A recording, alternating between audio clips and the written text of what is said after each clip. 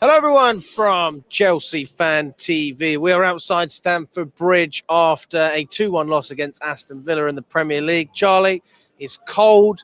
Everyone bought their Christmas jumpers. They thought, okay, you know what? We're going to cash in on Chelsea this Christmas. Might even get a good result. And we got no points, my friend, no points. There was, certainly opportunities for us to get those points. But in the end, it's almost a polar opposite to Newcastle, where we started well and then things just fell apart. Yeah, mate, another poor performance, really.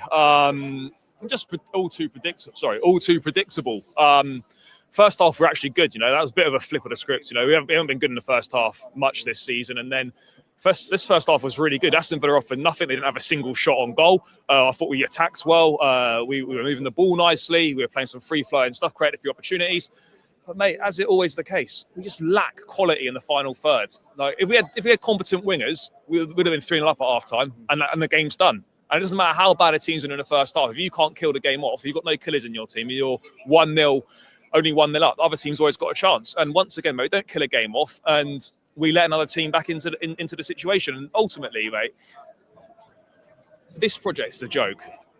Like, there is no project. We spent 250 million quid in the summer, and the team is worse than last season. The attacking options are worse than last season. Everything's worse than last season. Everything's worse. We spent money to go backwards. Mate, you're telling me that the project's right? We're 10 points behind Aston Villa halfway through the season. That's the project, yeah? Is that the norm now? We're 5th place with 3 points behind Liverpool, 10 points behind Aston Villa. I think we're level on points with Man United. This is the project, yeah? This is what we're back in. This is what is supposed to be taking us to the next level. This is what's supposed to be taking us closer to challenging for Premier League titles and winning major trophies. It's a joke, mate. It's a player trading scheme. That's what it is. It's like a pyramid scheme for trading players. That's what we are. So this is directed at the ownership. Well, I'm done with this project. There is no project. It's finished. These lot got rewarded with new contract extensions for making the squad worse. What was it? New 6-year contracts for forever it was, Winstanley, Stewart, and these lot. For what? Sack Maresca. For making the squad worse. Come on, what are we doing here? I mean, we've got a lot of time, Charlie. Where do you want to start with this? So we're talking about the squad. The squad's worse. Why? How? We need specifics. It's quite simple. We bought worse players than the ones that left. That's the reality of the situation. Delap right now is miles worse than Nicholas Jackson was. Gittins is awful. I'm sorry, he is absolutely dreadful. I don't think I've seen a winger as bad as Gittins for a long time in a Chelsea shirt. Awful. Garnacho is hit and miss, inconsistent. Neto was poor today. He's probably the best we've got right now. Estevao obviously working his way back into the situation. The attacking depth is a disgrace, mate. It's so bad. Look at the difference, right? Look at the impact the Aston Villa subs made. Ollie Watkins, come on, 2 goals. Sancho was doing a little bit as well. I can't remember who else came on, but look at the impact the substitutes made. Look at the impact ours made. No impact from Delap, no impact from Jamie Gittins, and obviously Estevao is kind of coming back into the mix, but there was no impact from him either. That's well over £100 million of players on coming off the bench, offering absolutely nothing. Yeah, I mean, especially when you look at Sancho, I wasn't his biggest fan. I wasn't particularly keen on him staying, especially with the wages.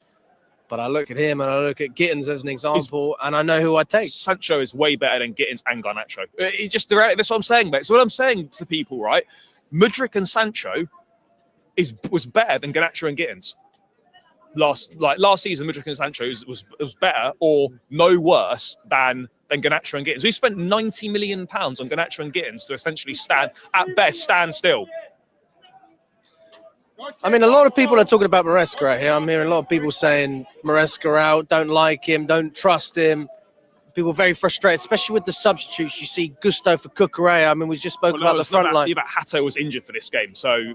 I mean, I'm just saying what was happening. Just a sub in general, yeah. But right. I mean, Cucurella, I think Cucurella is the only guy that's played 2,000 minutes, over 2,000 minutes this season out of the entire squad. So I kind of get it. Obviously, Gusto in the end. Who's making the decisions, by the way, who marks players at corners? Why is Gusto marking Ollie Watkins? We have a set piece coach. Why is Gusto marking Ollie Watkins?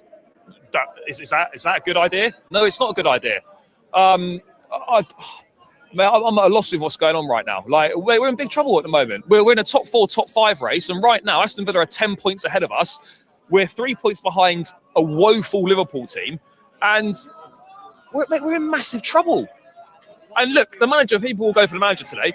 That is not the manager's fault today. If we had competent players in the final third, that is an easy 3-0 win. But we don't. This is the thing, though. We were having the chat with Matthew Harding. I don't. It's a lot easier at home because you can see the replays. You can go over it. When you're in the stadium, you see it once, and we're thinking to ourselves like, this is just a weird game. Baffling. That's the word I'd use. It's baffling to come out the way we did in the first half and then look at the result in the second half. What went wrong? And everyone's going to try and point a finger at something. Up the Villa! But I mean, as far as I'm concerned, like, this has to go, and you have to look a little bit deeper because we complain about the subs who brought in those players that we then have at our disposal. And that's where it gets a little bit more political. Mate, you can change a manager if you want, but until we sign better players and get a better squad and get better quality, it doesn't matter who's sat in the dugout. The manager coached a win today, mate. An easy win coach today with that first half performance. It was made even worse by the fact that Villa didn't even turn up for 45 minutes. Man. Well, they were happy to just go in at 0-0 at half-time. They were 1-0 down at half-time, weren't they? That's what they were aiming for. They played for a 0-0 or whatever at half-time, and then they'll come out, we'll have a bit more of a go in the second half. And, mate, as soon as it went 1-0, that game was only going one way. It's just so predictable what we're doing right now. The wingers were so bad today. How Neto played 90 minutes is beyond me. So predictable. Crossing, terrible. Gittins coming on, terrible crossing. Garnacho, terrible crossing. Does Neto even look up when he's crossing the ball in? How many overhit crosses? How many crosses going to no one? It's just not good enough, mate. Yeah, I mean, at the end, when Gittins putting that ball, everyone they were thinking this is pathetic. It's so bad, mate. It's so bad. And mate, that's over 50 million quid we spent on him. And people say, we'll flip that. I go, what? No, we're not. We're not. No, mate, is that at least you get your money back for Garnacho. But I don't see us making a profit on Gittins. The problem is, though, mate, we can talk about getting rid of these players. We're not going to get anyone better in. You know what the signing's going to be. You already know what's coming next summer. Emmanuel Omega from Strasbourg, centre forward. Quenda, the winger from Sporting Lisbon, and we'll sign some unknown teenage kid in midfield. And that'll basically be it. You can already say what the summer window is right now. I would have said Kendry Pyers, but apparently he's not even cutting it at Strasbourg right now. No, of course, mate. He's got bad lifestyle choices. That's what we're hearing. Mate, go through the list of players that we have signed and the amount of money we have wasted and how many of those players have actually made a useful contribution under this ownership. It's a very small list of players who are A, actually decent, and B, who have made a contribution out of all these players that we've signed. It's unacceptable, mate. And when is there going to be some accountability in the hierarchy above? When are questions going to be start asking about what these guys are doing? What questions do we need to ask? Why have you put together a squad that is nowhere near good enough to compete where we need to compete? That is the ultimate question, mate. Why have we spent so much money on a squad that is nowhere near the level to compete for a Premier League title, and right now is struggling to compete to finish in the top 4, top 5? How is that possible with the investment over the last 2-3 years under this ownership that we've put together a squad that isn't even good enough to compete that is struggling to compete for top 4, top 5? Mate, we're going to the final day of the season to get Champions League football, and it looks like we're going to be doing that again this year. How is that progress? That's the thing. Ultimately, I'm trying to look at it as level-headed as I can, which is, right, let's look at it at the end of the season, but you've always got those waves. And it feels like today is the first genuine point of this season, which is similar to last season when we were standing outside in Brighton. We're getting to that point. Now, you may agree with that, you may disagree with that, but ultimately, as fans, we can only react to what we're watching. And we can only judge that based on everything else that surrounded the club with the transfers, etc. But I mean, it is a strange result. But I mean, to give Villa some credit, maybe we should do that. This is their 11th win in a row. Wins in a row, mate. And look how well coached they are as a team. Look, they've spent far less money than us. They've got far less options than us, but they've just got way more quality than us. And look at the difference in their attacking depth coming on to what's coming on for us. Like, how is that allowed to happen?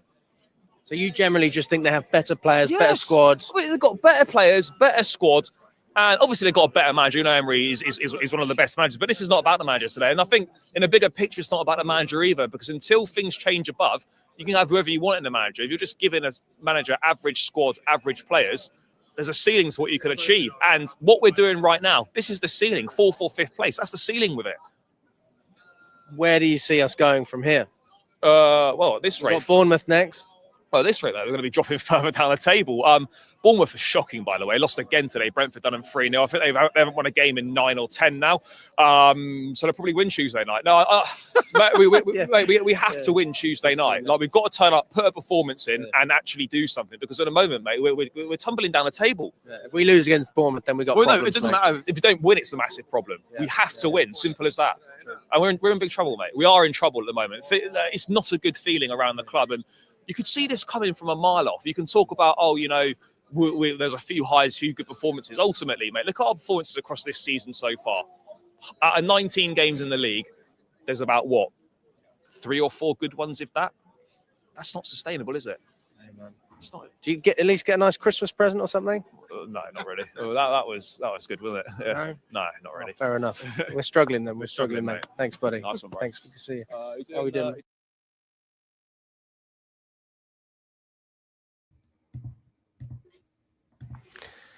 Hello, everyone from Chelsea Fan TV. I hope you're all doing very well.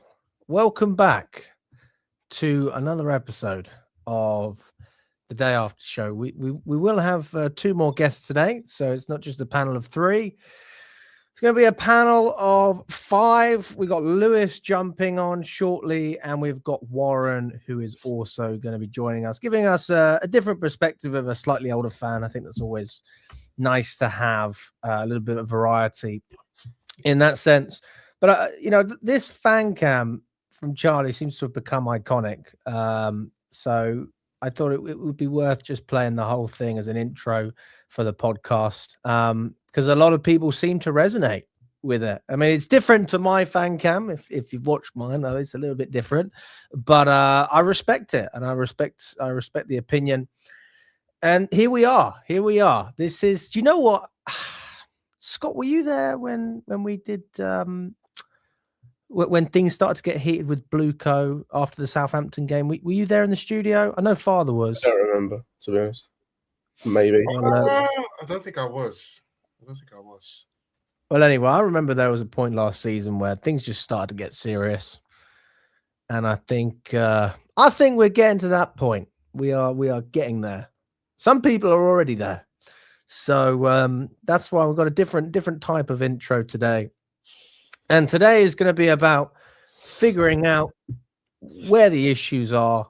Obviously, we're going to be breaking down the game from yesterday, Aston Villa. And we're going to just be discussing everything that's going on and see if we can get to the bottom of it. I mean, it's very difficult to find a solution, but at least if we can identify an issue that everyone can at least agree with, then that would be nice. Or maybe there's more problems that we can keep track of. So anyway, big up to everyone. I hope you are all doing very, very well. Smash the like button if you haven't already. Subscribe to the channel. It makes a big difference, guys. If you haven't smashed the like button, just go ahead and hit that thumbs up. If you're on X as well, you can retweet, you can like on X. It all makes a big, big difference. Let's start off with you, Father. You were there yesterday, mate. You've got your Elton John glasses on. How are you feeling after that one? And a Merry Christmas as well, I guess. Well, first and foremost, I don't celebrate Christmas. I just treat it as a normal holiday. So I'm not a Christian. Fair enough. So, secondly, do you know what? It's been a tough time as of late. And I said to you yesterday, we only had 1 win inside this December period. Actually, 1 league win. We haven't had that for about numerous of years now. So, yeah, it was a bit toxic right at the end. Very. Some of the regular faces that I was seeing today, they weren't really happy about the results. They weren't really happy about the performance for the past few weeks, which I can understandably so. And this is what happens when Chelsea do run bad in this sort of situation. we tend to get these. We haven't had this run of bad for a while now, and I'm not surprised with the way that we are going at the moment. We're about 6 points off first from last season, by the way, and we're not even crossed over that 30-point mark yet. It is sad to see the way that the trajectory has been going ever since that we won that Club World Cup in the summer, and we as fans asking the expectation to elevate ourselves, to improve the squad, to be competing for the league title week in, week out. But I think we're not having the same conversation as last season. And again, it's that December period that we always tend to struggle a lot for the last couple of seasons. And yeah, man, I just can't fathom how bad we are at the moment. Scott, mate? Yeah, it's bad. Just because I said this on a stream yesterday, I don't see where the upturn is not in terms of general form, but in terms of actual like progress and where we go next. I don't see what happens. Yeah, it's just a continual cycle with this ownership group, these sporting directors, with these players. Just like for like replacements. We still don't have players that we still have players that play week in, week out for us that aren't good enough to start. We have players that aren't good enough to be in this squad full stop. Yeah, it's just a bad place to be in because, like I said, I don't see where we go in terms of what our aspirations are. Charlie said it on the fan cam yesterday. What is the project? What are we building towards? They're here for 10 years, apparently, reportedly, whatever, right? What is the 10 years finishes, right? What have we achieved in the 10 years by the time they finished? What have we achieved? Well, I mean, what do we achieve as well? I mean, are you asking for a prediction? Potentially, just an open question of what do we actually achieve? How are you, Warren? Yeah, I'm well. Sorry for the delay getting on. No excuses. Came home, turned the laptop on, and it decided it was a fantastic time for an update. So a bit late coming in. Was listening along on my phone, so I'm kind of like up to date with where you're at. And yeah, I think that it's put a bit of a dampener on Christmas, yesterday's result, and the way that it happened as well, because it was so positive for like 55 minutes, right? So I think that's almost a frustrating part. That I think I mentioned this to somebody earlier, that for 55 minutes we was in complete control of the game and dominated the tempo and dictated everything about the game, and yet in the space of 35 minutes after that, we went from being in complete control of a game to Sanchez, our goalkeeper, being our best player. And I think that kind of just sums up the game for me. I know I've come in late. Hi guys, how you doing? I hope you've all had a Merry Christmas until yesterday's result. Obviously, loved the jumper. I was actually a fan of the that badge, actually, even though I love the original, so I love the jumper. But yeah, I think that summed up yesterday for me, the fact that we dominated the game for nearly an hour and our goalkeeper was the best player. Yeah, well, I mean, obviously, since you've been coming on the channel, it's been pretty positive since I've been speaking to you. Like, obviously, we have moments, and you break it down, and then you think, okay, don't worry, you're bound to have a bad result, and then you sort of get that reality kicking in, and you think, okay, and that's when these shows happen, and I mean, you can just feel it, can't you? You can feel there's something in the air. It's not a conversation that makes you smile. But for me, yesterday's result has happened too often for me. You know, if you take isolated games, Leeds away, Sunderland at home, you know, Brighton at home, whatever. If you take an isolated game, I think that's when you say trust in the process, inexperienced team, it's not meant to happen right now. It's meant to happen in the future. I think that we can accept isolated games across a season. I think that is when it becomes a regular occurrence. And the fact that I don't think we've played well for 90 minutes this season. I think Arsenal and Liverpool is from just instantly thinking. I think there's Barcelona. Yeah, absolutely. Sorry, I was thinking Premier League, but absolutely Barcelona. Yeah, as well. But you know, you're talking about isolated incidents where we've played well for 90 minutes, and it should be the other way around from what my point that I was referring to there. So that's the frustrating thing for me. Do you know what? Go back to that Scott question as well. This is what I had. I've calmed down for a bit after last night. It's just again, it's that plan that Scott was referring to earlier. Are we exactly? Like, I want to throw this question out to you. Like, are we building a system that survives the individual absence, let's say for injuries or red card, or just reacting to results? No. What do you mean reacting to results? What do you mean? I mean, for example, yesterday, look at what happened yesterday after the Villa game. Are we just basing on the? Because Scott said no. Like, what are we doing with the squad that we have right now? Like, what are we trying to achieve though? So you're asking about the project as a whole? Is that that? Right. Yeah. Well, I mean, I have a different opinion on this. I do agree with everybody about the ownership. When it comes to the sporting directors, I'm in two minds, because if you don't like the sporting directors, then the owners are the ones that appointed them. They're also the ones that give them the instructions and ask them to carry out the role in a certain way. Like when you have a job offer, and then you go through people that can potentially work for you, like they would have done with other sporting directors. Obviously, Vavell ended up leaving. Do you know what? There's a specific criteria. There's things that they're looking for, and if you're not able to tick those boxes, you're not going to get the job. And we know that. I mean, this is Clearlake, really. If we're being honest, this is more of a Clearlake thing. That we know they like to micromanage. We know that they like to have young players, and they like a wage cap.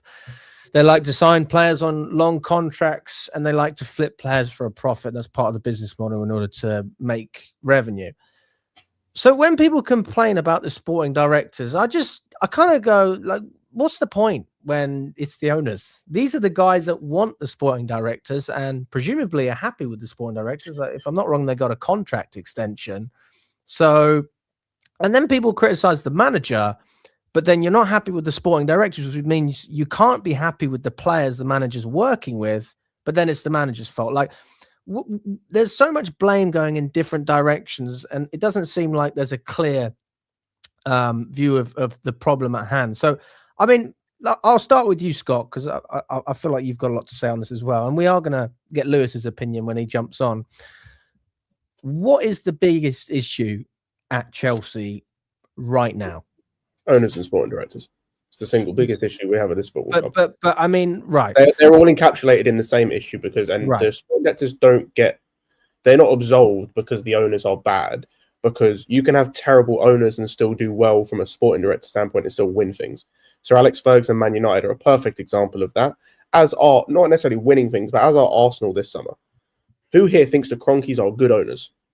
Yeah, that's true. Cool. They went and replaced Edu, who was okay, with Berta, who's been incredible in his first summer. Went and got Hincapié on a loan with an option, who just come off 2 seasons ago or a season ago being unbeaten in a league win. They went and got Mosquera for 13 million. So that's their two centre backs replacements sorted.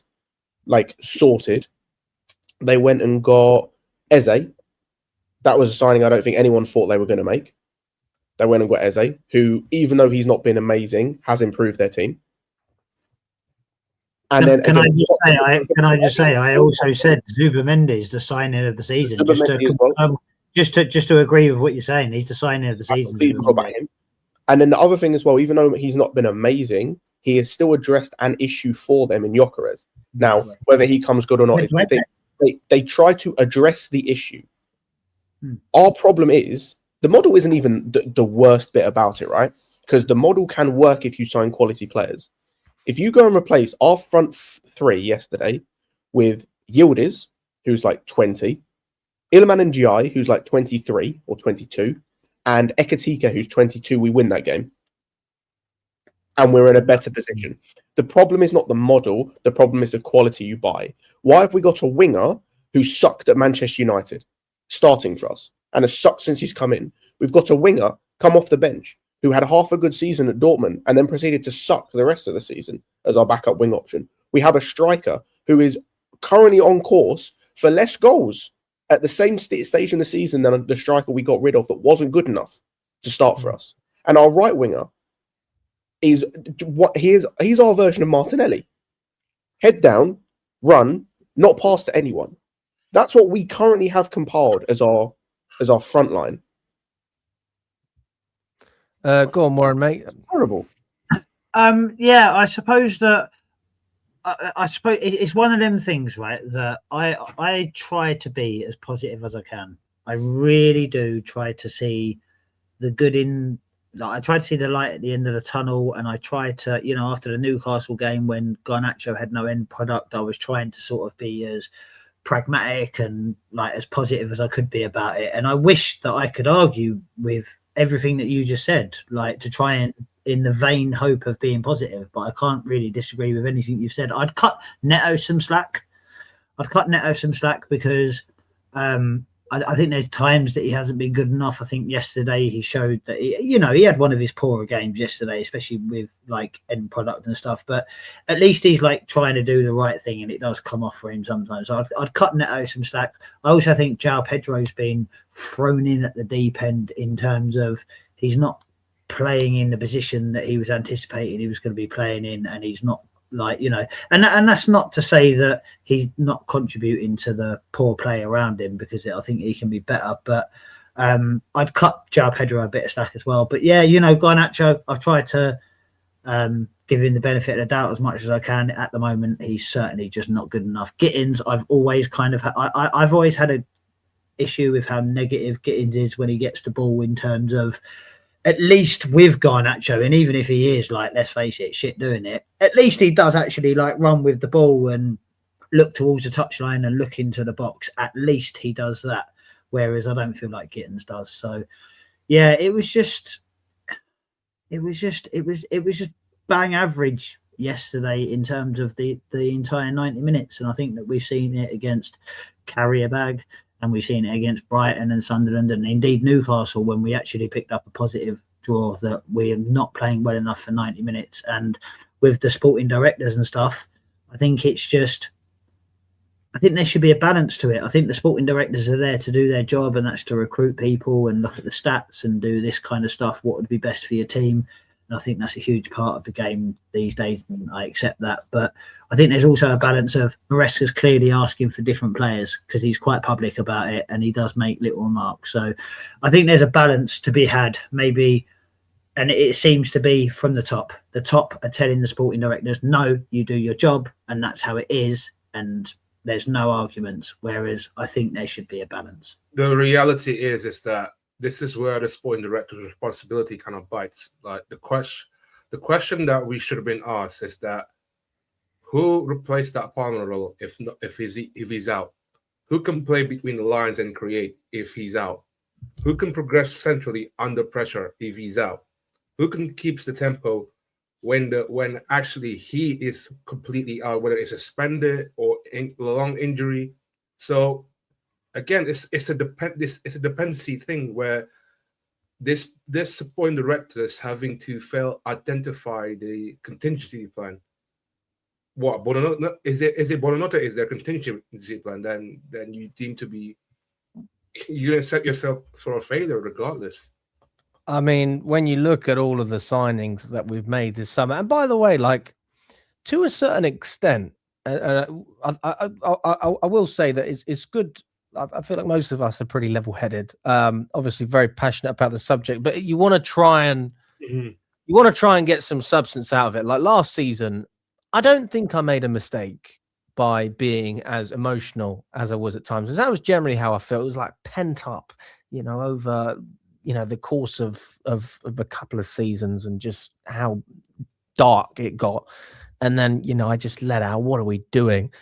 And then to get something at the end of it, okay, Alex, maybe it's not as bad as I thought it was. Maybe I need to give this a chance. But then I look and I go, there's nothing wrong with and there was a great quote I saw, and it was about the sporting director saying they're trying their absolute best to keep us away from being ready for a year. It's not even about we're going to be ready in a year. It's like it's going to take longer than a year for us to be where we want to be, because I can't see Chelsea in a year's time based on this exact moment winning a Premier League. I mean, it's hard to visualize. You know what? Who's the strike? Just 1 second, and then you can speak. Yeah. Who's going to lead the line for us? Who can I count on to stay fit in that centre back role? All of these different components that come together. We signed Liam Delap, Dario Sugo, Esteval, who I think we're fans of, but he's 18. Jamie Gittins, Joel Hatto, João Pedro, Kendry Pires, who apparently has a lifestyle issue in France, and that's one of the problems he has at Strasbourg, which is not great. Mike Penders, who's playing for Strasbourg, Mamadou Sarr, as well as a couple of others, and then obviously we brought in Buonanotte on loan. Now, at the time when we were making these signings, I will be the first to say that I was pretty happy with a lot of them. But this is on the assumption that other players are going to step up as well, and we already have that spine, right? And now I'm looking at it, and when I saw Delap coming off the bench, I'll be totally honest, I didn't get any inspiration. I didn't get any inspiration when Gittins come off the bench. Speaking of which, how are you, Lewis? I feel like shit personally, but I hope everyone else is feeling good. Hey, man. I hope you guys had a good holiday and everything. Merry Christmas. Merry Christmas, my friend. Lewis, we haven't even had a proper chat since this, but I get the feeling, and to be honest, I don't even fully understand your perspective on this. I might be wrong, but I have a feeling we're kind of on the same page, but I'm not entirely sure. So why don't you just lay your perspective out for everyone so we understand your thoughts on everything at the moment. Remember when I told you that window was a 4 out of 10? I do. Yes, I do. Yeah, Scott, I agree as well. I don't even think it was worth a 4 anymore. Like, it just doesn't even deserve a number. Like, we've seen everything that we were worried about all like multiply in front of our eyes. Like, we really just got embarrassed, and genuinely embarrassed and mocked by Aston Villa in that game, because they just sat back in a mid block and just said, we'll see if you can kill us off for 60 minutes. We'll see if you can do it. We're just going to sit back. They're attacking all that. We're just going to wait on them. 60 minutes goes by. Our only goal comes off the shin of João Pedro, not even deliberately. Like, it just bounced off his shin into the net. And all we did past that was just have Pedro Neto ignoring runners, Cole Palmer over-touching, João Pedro being anonymous, and Alejandro Garnacho being straight garbage for 60 minutes.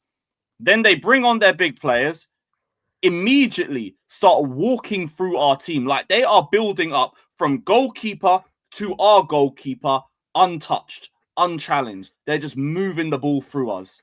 And even with that in mind and the turn of the game tactically, it still came down to individuals, because those goals that they scored did not come from brilliant bits of play from Aston Villa. It came from Badiashile just passing the ball into no man's land and being stuck flat-footed like a deer in the headlights.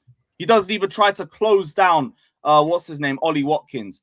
Chalobah can do better with the duel. Don't get it twisted. But at least with him, he was trying to block the Morgan Rogers shot first, and then he went to deal with Ollie Watkins. So as much as I think you could have been a bit more physical, it's Badiashile's fault. You don't even chase your man.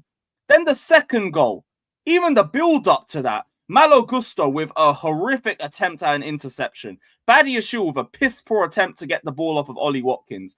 And then Gusto leaves his man for the 2-1. The goals that we concede are so stupid. They're so avoidable. And it comes down to just a lack of quality at the back.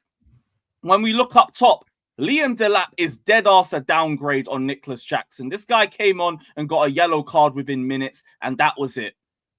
Alejandro Garnacho, this brother sucks. He's fucking trash. I don't care about his age or nothing. You've been in the Premier League for 3 seasons. You are the exact same player I saw at Manchester United. Not a single change bar the attitude. Calm, you left your attitude in Manchester. I wish we left you there in general. We did not need to bring this guy. It should have just been Gittins or Garnacho. And then, you know what would have been smart? You go get Semenyo in the summer. You know this whole project that's meant to be about fucking, I'm going to bring all these players in before they blow up, before the big teams in the league want him. We just air Semenyo all summer on 75k a week, then come in with this fake inquiry a week ago. Like, oh, do you want to come join? Well, we could do a loan and a pre-agreement with Bournemouth, so then we could put the transfer fee down on the books for next season, because that's all that we're thinking about. Why did you go and fucking get him in the summer when you were actually looking to improve the wings? But even that inquiry says to me that they know that they fucked up with the window. Because why would you even inquire? You spent 90 million on wingers, yet you're inquiring for another left winger. Sackable offense right now. And then these don't want to put briefings out saying, oh, we've been nice to Maresca. We've given you a pay rise. He was at fucking Leicester City, by the way. Of course he got a pay rise. He got a pay rise. We've helped build his reputation and everything. They will pat themselves on the back for the successes of last season, for winning the World Cup, for getting back into the top four. And then when they don't act in the window and we fail as a result of it, they want to pin all of the blame on the manager.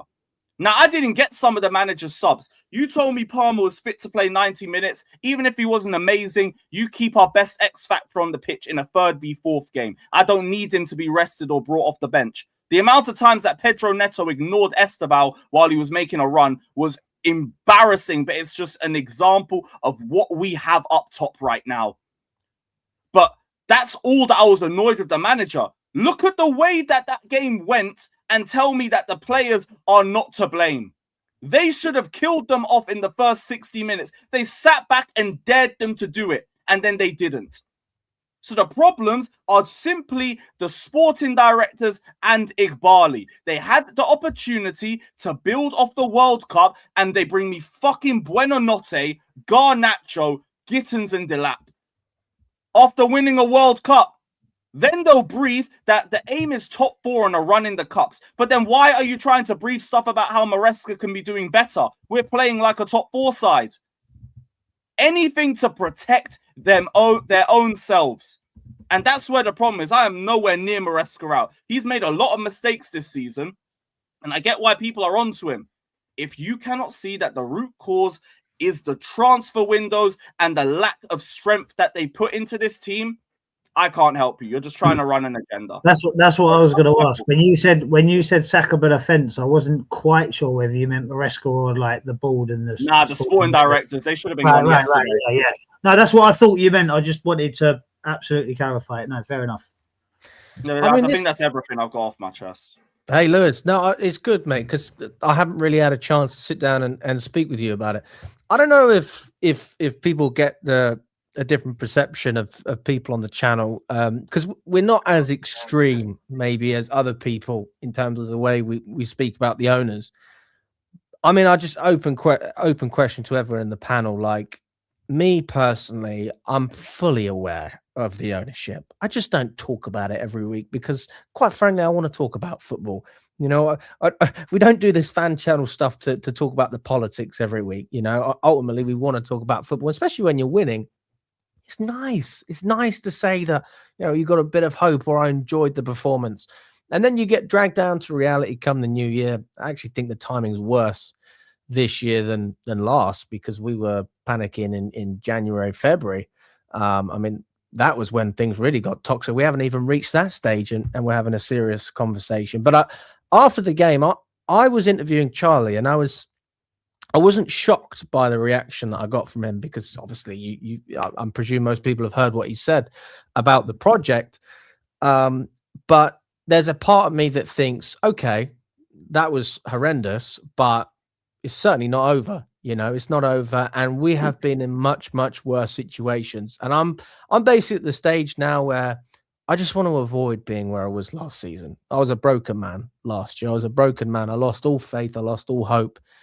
And I still have an element of hope. That's the God honest truth. I have an element of hope. I believe that we can win a Carabao Cup. You know, as crazy as that sounds, I believe that we can win 3 games of football and get a trophy. Now, can we not agree that that's realistic? I'm not saying we've got to win the Champions League here. I think we can win a Carabao Cup. I also think that we can get Champions League football.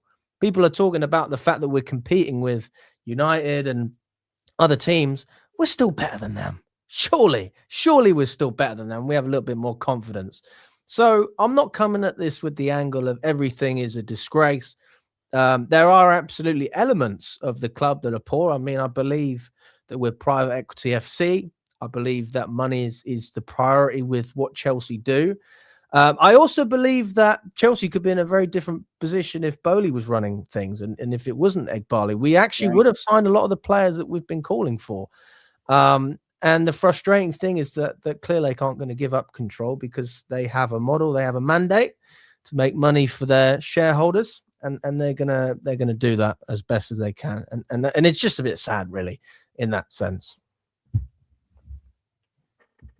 It is a little bit sad because we all know that we're not far off being the team that we think that we should be. And I don't think anyone sat here saying that we expect us at this point in the project to be 12 points clear and already qualified through to the knockout phase of the Champions League. I think we're all, like you said, I think we're all quite realistic, Alex, with where we expect to be right now. But I just don't think we're quite there. And I don't necessarily think that it's down to individual players or anything. Like you said, I think that there's just a little bit of mismanagement sometimes. I think there's some mismanagement from the sporting director sometimes. I think there's mismanagement from the private equity firm and like their intentions quite a lot of the time, if not all the time. And I think there's been some mismanagement from Maresca. I'm the same as you, Lewis. I'm nowhere near Maresca out. Like I am nowhere. I am.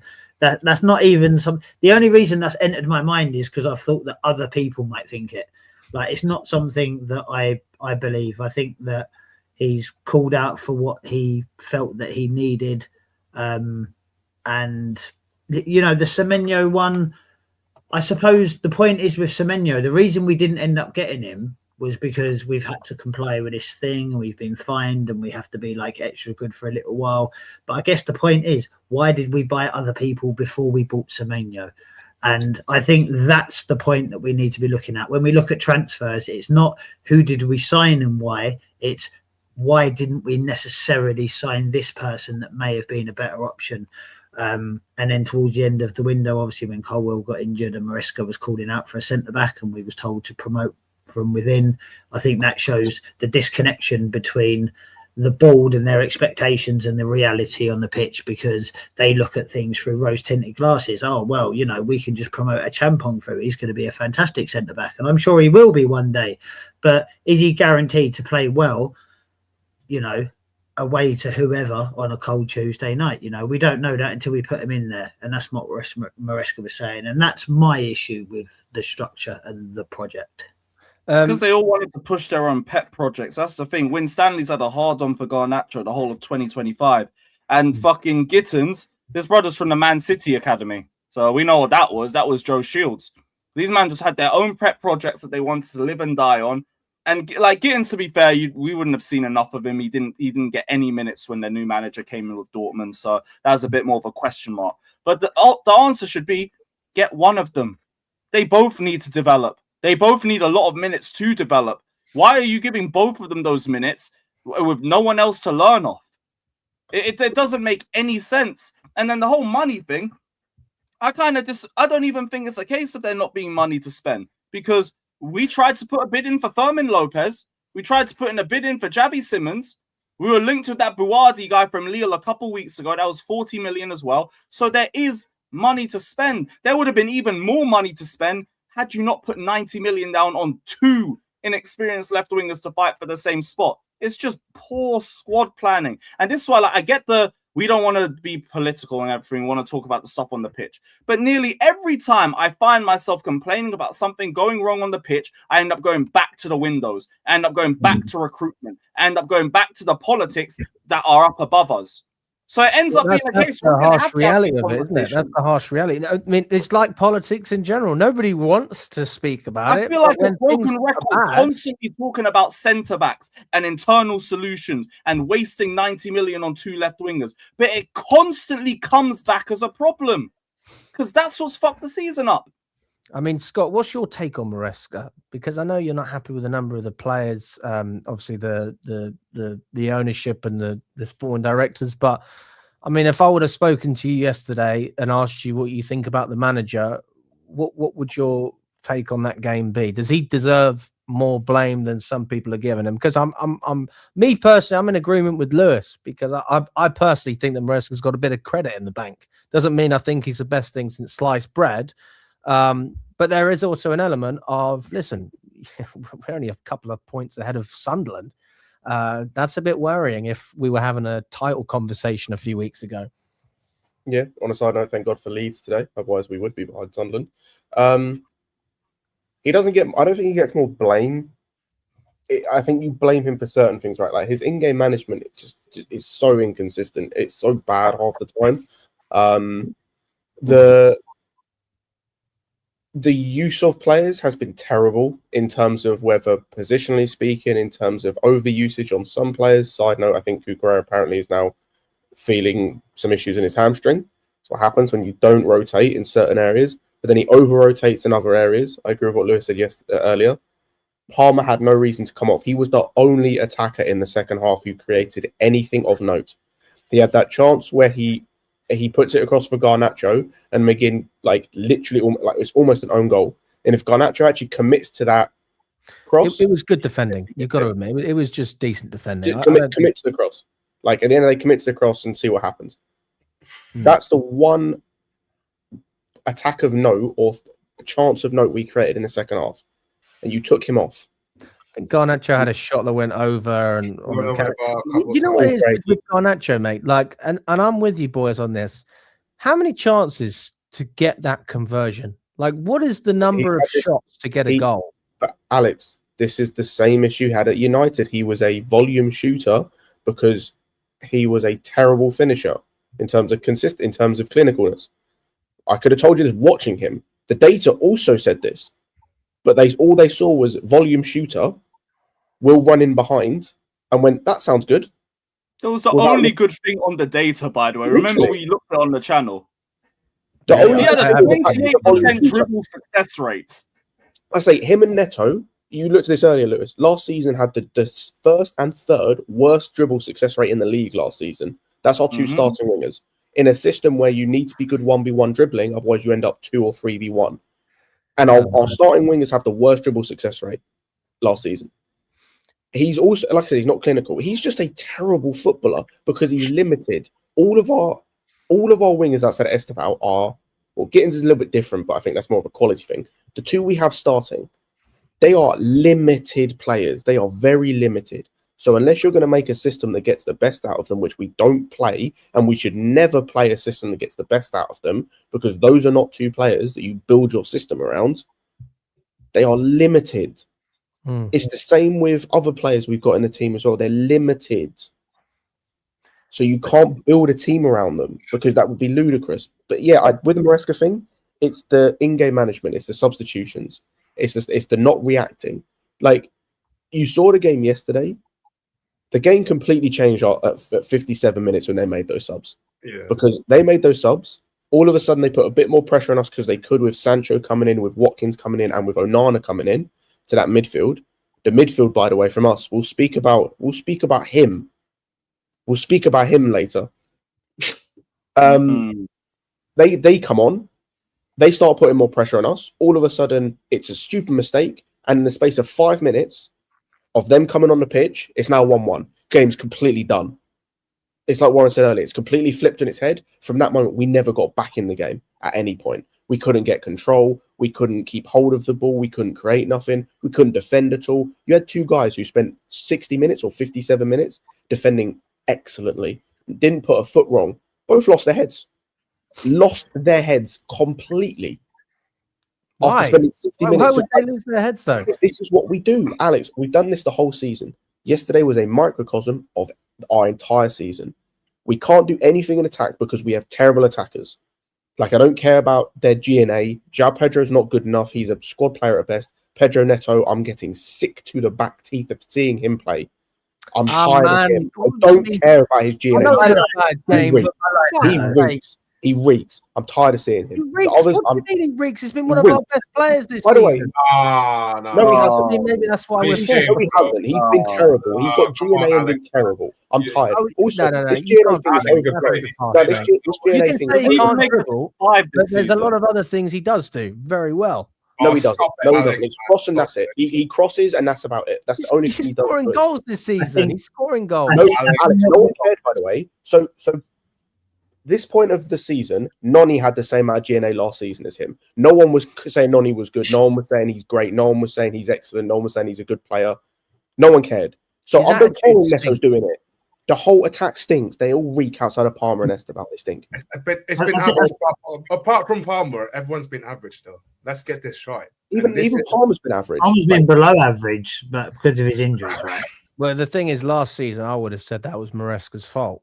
But then if you're getting the results, you know, and doing the best for the team, it's not an issue. I mean, I had a few fans say that to me yesterday. The reason I don't like Maresca is because Palmer doesn't play as well in his system as he did under Poch. And that's not to say that Poch is better, but I'm just, that they were pointing out the fact that more conducive to Palmer. Yeah. But what they're doing is they're taking the blame away from Palmer because I think there's a lot of revisionism about how the end of last season went. And we remember because we were having the argument ourselves. Palmer had the third highest shots in the league last season. The fact that he was missing chances left, right, and centre in games, and people were blaming Maresca about it, is fucking brain dead. Him missing 3 clear-cut chances against Southampton at home, for example, or Villa away, just you're getting put in the position by that same system that idiot Maresca outers want to criticise. No, you're being put in the position. You're fucking up. But that's last season. This season, he's just barely had any minutes to play. He's come back and he's looked rusty. We are in a bit of agreement, isn't it? That Palmer is our primary chance creator, and I felt that when he's not in form or if he's out of the team or let's say underperforming, like the chance creation doesn't really redistribute himself. That's why I felt that sometimes I want to see him playing a bit more to the right wing because I felt that is his best position, not in the central role. I agree. I believe him coming from the right. I actually really agree with that. I think that I totally agree with what Lewis said. I think we're all in agreement that last season was last season. He had his moments, particularly at the start of the season. This season, he's been injured a lot, and he's coming back, and it's a difficult time of year to come back when it's a busy period of time as well. So I think that if Cole Palmer has earned nothing else, he's definitely earned the patience that we can just forget if he's not playing great at the minute because we believe that he's good enough to come good. Yes, but I do genuinely believe that him coming in and not playing on the wing, that's not what I'm saying. I'm not saying take Neto out. I'm not saying don't play Esteval there. I'm not saying that he should be over there as a touchline winger kind of thing. But I do believe him coming in from the right-hand side is his best position because it's easier for him to find space because he's crossing zones where he becomes a fullback to a centre-backs to a central defensive midfielders issue. And I think that he creates more issues for the other team in that sense as well. And I also believe that him crossing them lines creates gaps for other people to fill and other creative players. So I think that Cole Palmer playing well and also potentially playing slightly from the right. Yeah, just to add that from Warren's point, don't be fixed on the left. That's it for me. I don't like it when he's only playing on the left and specifically telling. If he can roam left and right, I don't mind. You follow wherever the game is, do whatever you want to do. Yeah, but Lou, most of our attackers are runners and dribblers though.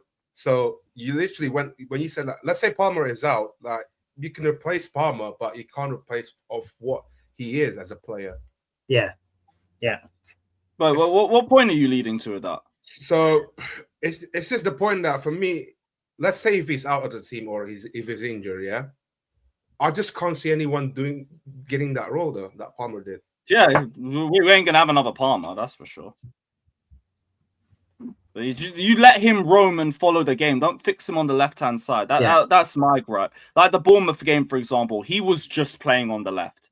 That's, I don't think you're getting the best out. And to be honest, though, even in that game, he had a ton of opportunities to make passes. He fumbled every one of them. So it's like, but I think he deserves the time to. He deserves the benefit of the doubt, Palmer. I think that the jury might be out on one or two others. Obviously, like João Pedro, Garnacho, Gittins. These players have been below standard. They're below the standard that we require from them. That's for sure. And maybe there are lots of reasons for that, whether it's the wrong recruitment or not. I think we're all in agreement that, the thing that I worry about is Palmer and Esteval playing in the same team, because I think that Esteval and Palmer are both players that you need to give a lot of creative freedom to. And I don't know whether Maresca is the right manager to bring that out of them. I think that he's quite rigid and quite sort of set in the way that he is, and the idea of those two players, I think, to get that again, Lewis, like you said, to get the best out of Palmer, he needs to be able to go where the fuck he wants. And Esteval, to an extent, is probably going to be a similar kind of player if you're going to really see the best. Palmeiras, he wasn't great when they played him on the left either. Like, if anything, I don't know why Maresca hasn't pulled that trigger a bit. Like this game yesterday, that's the perfect time. Give them 20 minutes together while we're struggling to create anything genuine. And even the limited things Palmer was doing in that second half, they were our best chances. That little combination that led to the own goal, that was all off him. There was another counter-attack that all came through Cole Palmer carrying it. And I'm thinking, if you have Esteval on the right-hand side that you can combine with, instead of Pedro Neto, who's just going to completely ignore you, aimlessly run into space and go for a shot, or that's going to get blocked, or a cross that's going to go to nobody, we might be doing a bit more. There's different dynamics to work with. We've only seen them play together in pre-season, and that still seemed fine. That was enough to go off to think, okay, they can play together. Let them have some chances to do it. I actually don't think we've seen them both on the same pitch together this season. Yeah. Bar maybe Bayern when he came off the bench for 5-10 minutes. I don't know. I felt that. I do think some people are putting Esteval away too much pressure on him because they thought that Esteval can be that second man behind Palmer, and I think this is why I feel that Maresca kind of benched him for the most games in the last few weeks. I felt that he doesn't want to put a lot of unnecessary pressure toward Esteval, and also at the same time is that you can look at the window. Let's say maybe you do need someone that can create some controls, or someone that is comfortable enough to receive a ball that under pressure in the final third. Guys, I put a poll in the chat section, so let us know what you think about Maresca. Are you Maresca in? Are you Maresca out? Or are you unsure? Let us know your opinion. Also, if you haven't smashed the like button, please do. We've got over 250 of you on YouTube. We've got over 800 on X. So please show some support. It makes a big difference to the channel. It just shows people that you're enjoying the content and encourages us to keep making it. Right, let's steer away from Palmer a little bit. Just like a little bit of a reaction, guys, especially because we've been talking about Delap. We won't stick on him too much. I guess João Pedro comes into this. It's very recently it's come out that Nicholas Jackson did not want to leave Chelsea last summer. This is via The Sun. João Pedro's impact at the Club World Cup also had an impact, as the club thought he could be a number 9. With Delap also arriving and ahead of Jackson, his minutes were gone, and company made the call to bring Nicholas Jackson in. So what's our reaction to that take? Basically, the club thought that João Pedro was always going to be our starting 9, and Delap as a number 2 with Jackson as the third one. Let's start with you, Scott. You haven't spoken about Delap, have you? I don't necessarily believe that article just because it's from The Sun. When it comes to our strikers, they're just bad. Delap stinks. I didn't expect him to be this bad. I didn't know how good he was going to be when we brought him in. I was an advocate of bringing him in of the view of you hoped with better players he could scale up what he was doing at Ipswich with limited chances but still scoring. But he is awful. Like, he is truly, truly awful as a footballer, as just a player. João Pedro's okay. Like, he's a decent footballer, but he doesn't do any of the stuff that we got from Jackson, or that we were getting from him in like the Club World Cup. The link up players, meh. The hold up players, meh. Takes too many touches. The lack of wanting to shoot at times is so infuriating. And yeah, like, I just find it weird. Even if that article has any truth to it, someone on Lewis's stream said this as well. So it's not necessarily my original point. I'm stealing it. But if the plan was to have Jackson as the number one and Delap as the backup, why did you then spend 55, 60 mil on the backup to Palmer as the Swiss Army knife player, when you hadn't really addressed the striker position, because you spent 60 million combined on two strikers, neither of which had proven if they could actually be a striker for a team that was going to challenge, not even win, challenge for the Premier League. Like, the some of the decisions in terms of where funds are being used and how much is being spent on certain players. We spoke about the wingers earlier. If you just play Tyreek George as your backup winger, because you can't tell me he's worse than those two bozos we have playing, and spend the whole 90 million on a Rafael Leao or a Rodgers or a Yildiz, we're infinitely better than we are currently. And you've spent the same amount of money. You didn't have to spend more or less. You spend the same amount of money. We're better. You know what's mad as well? This comment is so... Sorry, I don't know how to... Can I move this so it's not covering your faces? No, I'll just read it. No, Maresca isn't at fault. It's the directors and the board. What club do you know that can't get a front of shirt sponsor for 3 seasons, just buying up any player for the sake of it? What the fuck does the lap do for us? And just going on the front of shirt sponsor, when we talk about private equity FC, I mean, that is incompetence. For people that care solely or predominantly about money, and you can't even do the basic deals because of greed, pure greed, that you think we're worth an extra 10 million, and you've missed out realistically, what, 3 seasons? Let's just say 50 million a season. That's 150 mil.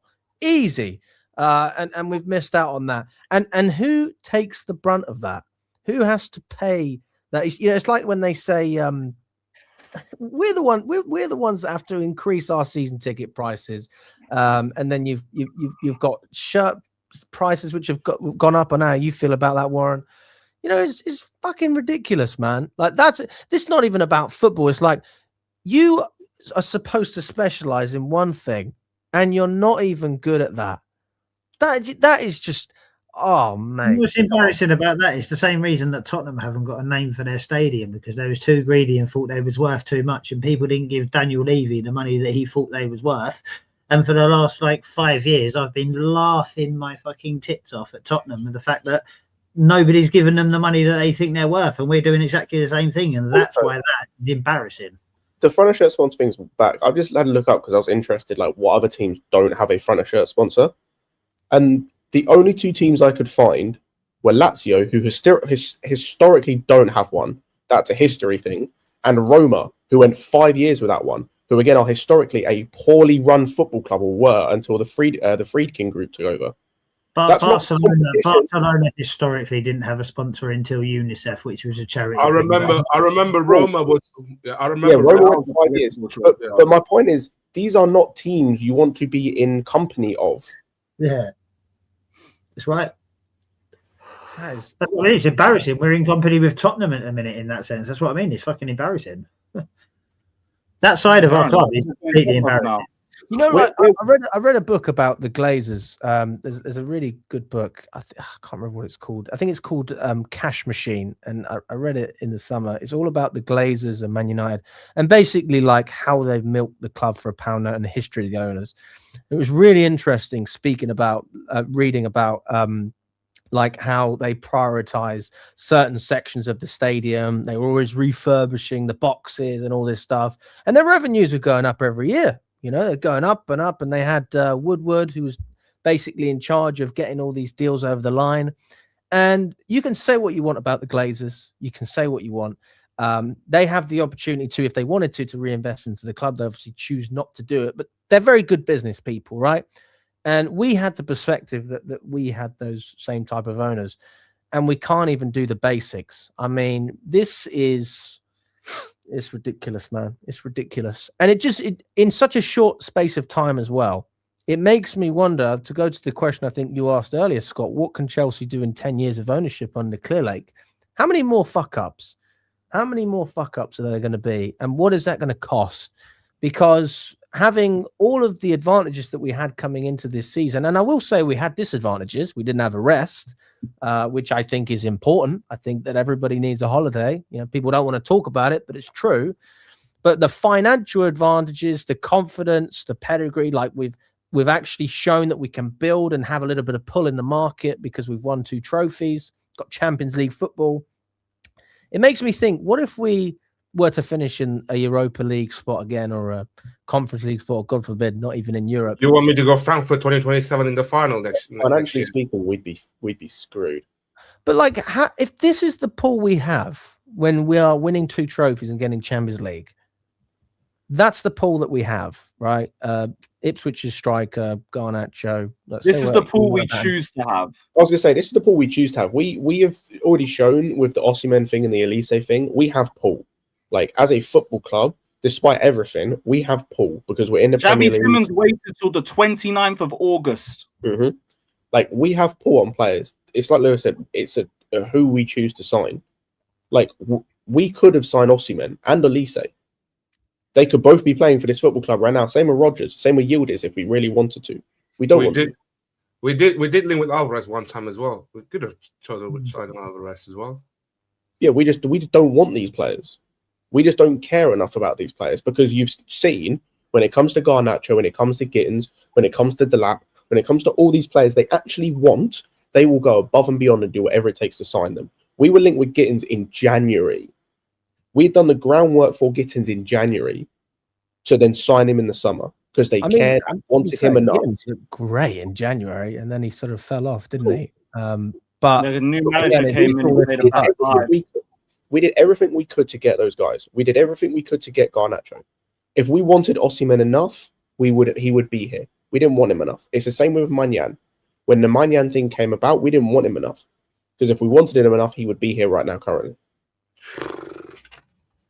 So that's what it is. Like, and nothing's going to change while these sporting directors are here.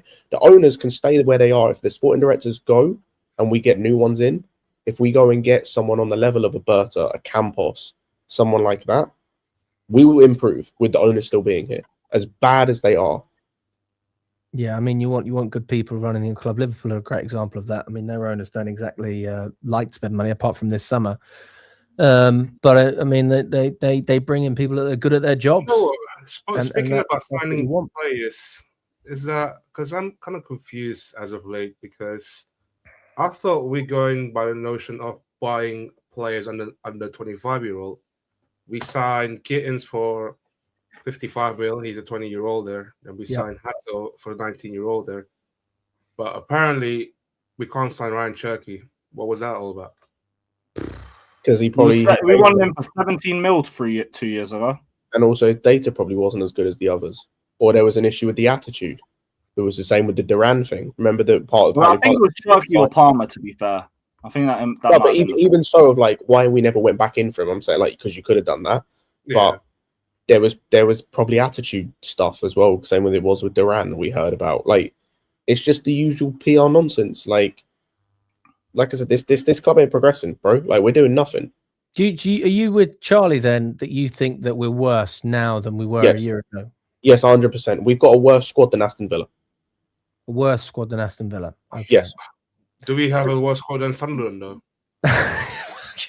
No, but I think that's different. No. In terms of that's like the way you set up a team or way the team is built. Jesus. I think the difference with Sunderland, and this actually comes back to a nice point I wanted to make, is it's the players you have in certain moments, right? It's who you have in your team. The best signing of the summer by a mile was Granit Xhaka. Yes. By a mile. Because what you signed was a guy who, similar to Hincapié, had come off an unbeaten title win a couple of seasons ago, has played in this league, understands all the ups and downs of this league at the highest level. So he's going to understand it to an extent with Sunderland. He, because of his experience and because of his know-how, and also because of the type of player he is, you can feel comfortable playing a Noah Sadiki coming from Belgium. You can feel comfortable playing a I'm trying to think who else they played in midfield. Who's Diarra before who's come from Strasbourg. Yeah. You can feel comfortable playing a centre back in Gertrude today against Leeds because he's next to Granit Xhaka in midfield because you don't have the options because of AFCON. Our midfield, Caicedo does his best. He is a fantastic player. He is one that you can genuinely hang your hat on and say we've got a world-class player. His partner Let's talk about that. is disgrace of a partner. There are the list of midfielders I would take that play in this league currently to play over him is getting longer by the game. I take Granit Xhaka over him. Every single midfielder outside of Kamara that played yesterday for Aston Villa, in terms of Onana and Tielemans, I take over him. I take Wharton over him. I take Anderson over him. Enzo stunk up the place yesterday badly. No, it's weird when I think of Enzo, I'm getting that same. It actually reminds me of Chelsea in the sense that 1 minute I'm thinking this guy's great, he's doing well. I looked at his stats, he's getting goals, assists. Maybe it's not as sexy, but okay. Next minute I'm thinking defensively, what are you offering? I'm struggling to see even the creativity. And I remember beginning of last season, me, Lewis, and Matt, we had a big argument about Enzo because I thought he was shite against Brighton. I think we won that game. And up until that point, I think Panathinaikos, that sort of period, I thought Fernandes was horrendous. Oh, he was. He was terrible for a good third. And then he came back though. He came back and he showed, right, okay, we can trust this guy. But this is almost, I don't want to say immature because the guy's obviously won a World Cup. Like, he's done good things in his career. He's an old enough player that I should be able to lean on to produce. But I haven't seen one season where we haven't questioned Fernandes. And I'm not saying that we haven't asked questions of Caicedo. I'm not saying that we haven't asked questions of Palmer at times. Like this season, we've asked questions. Last season, we had more. But the thing is that we saw them produce world-class performance over basically a full season, almost faultlessly. And we just never even had close to that with Fernandes. And then when you look at the price that we've paid, that adds to it as well. I mean, I saw Saeed making a video about Enzo Fernandez. And it's always interesting as well when other fans are reacting to players, because they don't really have an agenda. They're just watching it and thinking, okay, is this guy good or not? And I was like, shit, man, we haven't even been speaking about this guy. I mean, how long have we been too patient with Fernandes for? We're there. Like, I'm done with him. Get rid of him tomorrow.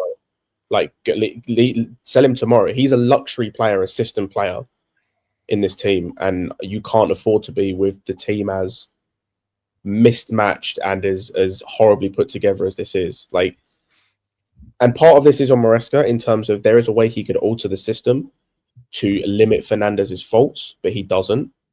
But there just comes a point where you can't carry him in this team for as long as you're doing, especially because of the price tag, because of what is expected, because of all he's offering in this team is box crashing.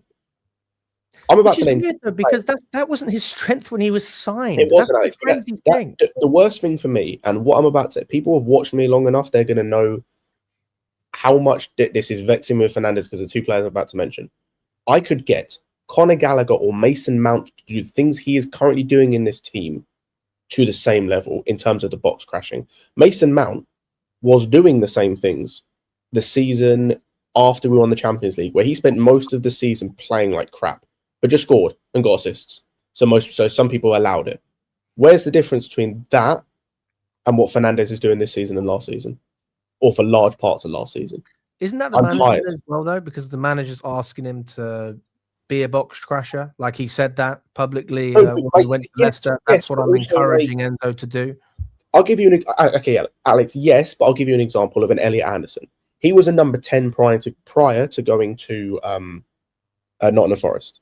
So you've taken someone who's a number 10 primarily and asked him to play deeper, play almost as a 6 at times, he is still doing stuff that he did as a 10 in terms of like driving with the ball, the passing, the creativity.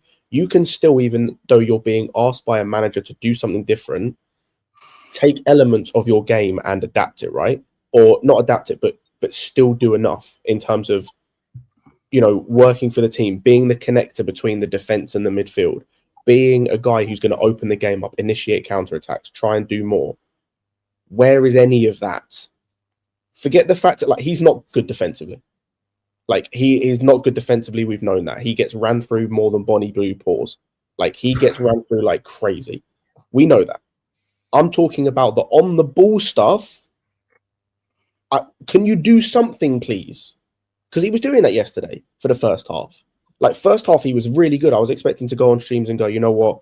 Enzo Fernandez had a great game yesterday. First half, he was really good because he was doing that in terms of playing balls out wide, connecting everything in terms of defense in the midfield. Second half comes and all of that goes for him to simply get the ball on the edge of the box on the left-hand side, look around, take some touches and pass it wide to Garnacho. That's all he did for 45 minutes in that second half. I could get anyone to do that. I could get Reggie Walsh to do that. I don't need Fernandez to do that. I need him to be the £100 million player, World Cup winner that we bought. Just an interesting comment from Ryan. He says you're comparing someone playing in a No, I'm comparing someone being asked to do a different role to what they're used to and still being able to do some things that made them good in a different role. That's why because you're expecting him to be a controller, not a passer. Yeah, I'm not like you. What I'm asking for Fernandez is to be just a box-to-box midfielder. Mm-hmm. On the bare basics of it, I'm asking just to be a box-to-box midfielder. He should step up as a connector. That's the thing when Palmer goes missing. Do you think that we play to Enzo's strengths at the moment? Enzo Fernandez's strengths? This is what I said. I think he works best in the midfield. I don't think the team's playing well enough that you could suggest that the game's being played to anybody's strengths, to be honest with you. I don't think that we're playing well enough to say that.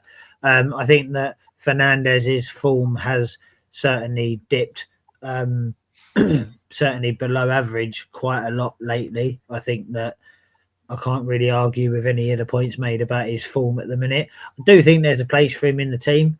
I do think that if we was, you know, it's ifs, buts and maybes, you know, if we was playing well, if we was doing this, if we was doing that. And I suppose that the bottom line is when you've spent £100 million on a player, maybe he's the one of the people that you look to be able to change those moments and to be able to change the momentum in a game so that we can perform to a higher standard and be one of the leaders. So I guess as much as I'm a supporter of Fernandez, and I do definitely think there's a place for him in the team, and I do think that there's a better player in him than we've seen, I suppose I can't disagree that at £100 million he should be one of the people that is performing better more often than he is. Is it the pressure or the price tag for him weighs him the most? Because no, that's long gone. It's been years. Hundreds of millions on loads of players. We spent billions. This is what I felt that Fernandez should be done better. But I felt that sometimes you get into a point where maybe Enzo, it would be fit for him to go to other leagues. Let's say maybe a slower. He'd kill it at Real Madrid. He would kill it at Real Madrid. I know he would, because it's a league. He's going to get more time on the ball. He's going to be in that midfield. Number one, he's going to be playing in a midfield three, which I've already said that's what gets the best out of him. He'll be playing alongside Valverde, who's going to do all the running for him, or Bellingham, who's going to do all the running for him. And I don't even know. Camavinga, who's going to do all the running. Camavinga or Tchouaméni, who's going to do all the running in defensive. Yeah. All he has to do is do the crew stuff of get on the ball and pass. That's all he's going to be able to do. The Jorginho role, he could fit it easily in Spain. He would be perfect for it. Yeah, he's going to do brilliant. But because he's going to do brilliant in Spain does not mean would anyone here keep Pulisic? Would anyone here take Pulisic back now? Forget the wingers we currently have. Take the wingers, as in, would you have Pulisic back at this football club as a starting left winger for us? Probably not. He's the top goal scorer in Serie A. Why do I care? Like, I don't care what he's going to do in another country, in another league. I care what he's going to do for my football club. So this is it. We had this conversation years ago. Honestly, that one, Scott. I like that one.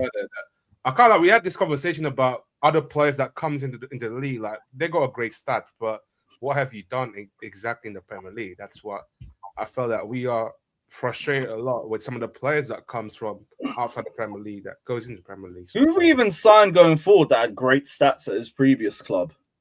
Oh, Great stats. I don't think any of them did. this Gittins summer? didn't, Garnacho didn't, Jackson didn't, Palmer didn't. no one really. The only one we got was Nkunku, and that was a fucking Bowley signing. I was gonna say, well, that was a what's it called, a Midfield signing. I think they've all had like half seasons or like spurts of good goal scoring. So like Jackson had like 9 and 8. Gittins had the half season where he got 8 goals and like 3 assists or whatever it was. I'm trying to think who else. Garnacho had he had 7. Actually, it was terrible. Hazard probably that's the last one that maybe Hazard and Costa. So not in this era, in this ownership then. No, Yeah, like ownership, no. Yeah, No. I don't think any of our attackers really had like proper goal scoring records prior to joining us.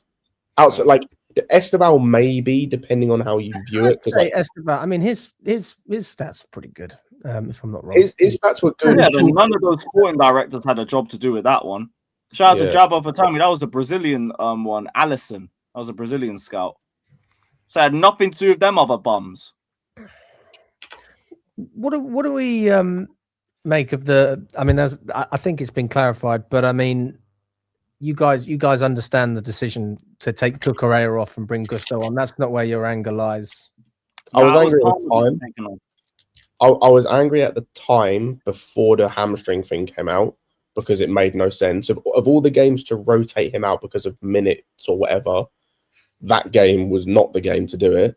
But it made sense because of the hamstring thing. It's just one of those things of like, that is a result of you not rotating him in other games and not subbing in Hato, who is now injured, because of one bad game against Karabag. And it's just, yeah. You want to talk as well about more poor decisions from these sporting directors? I've never been a big Cobham guy, but I'm watching what Maatsen did yesterday. He was good. And I'm watching what Hall was doing at Newcastle against United. You can't tell me either of those guys are not better backups in this team for Cucurella than Livermento, Chilwell. Chilwell sucks, I'll be honest. But those other two, Nothing wrong with Ben Chilwell, I don't think. I think Ben Chilwell was a perfectly solid left back. I don't think he was ever I don't think he was ever any worse than anybody else. I also think he's a better option at left back than Hato or Malo Gusto. Yeah, then it goes back to that again, that same issue that we've had, that we failed to identify the depth that we need. Yeah. Like we should have been having a cover for a left back, regardless, but we're focusing on too much on the attacker side. So you got 2 positions that you can sign for in January, Lewis. What are you looking at? And I mean, as much as I'd love to believe we'll actually make some moves, I don't think we will. But what are we prioritizing? Because I think a year ago it would have been the goalkeeper, but that's changed. Yeah. It's a shame that such a good game from Sanchez is just under the radar because of how shit everyone else was. But centre back and striker or winger, make a pick. The fact that we have to go back in the market for all 3 of those positions is another sackable offense. But here you are. But it's one of those 4. I can't stand these wingers other than Esteval. I genuinely can't stand them. And Liam Delap, I can barely stand him. All he does is start fights.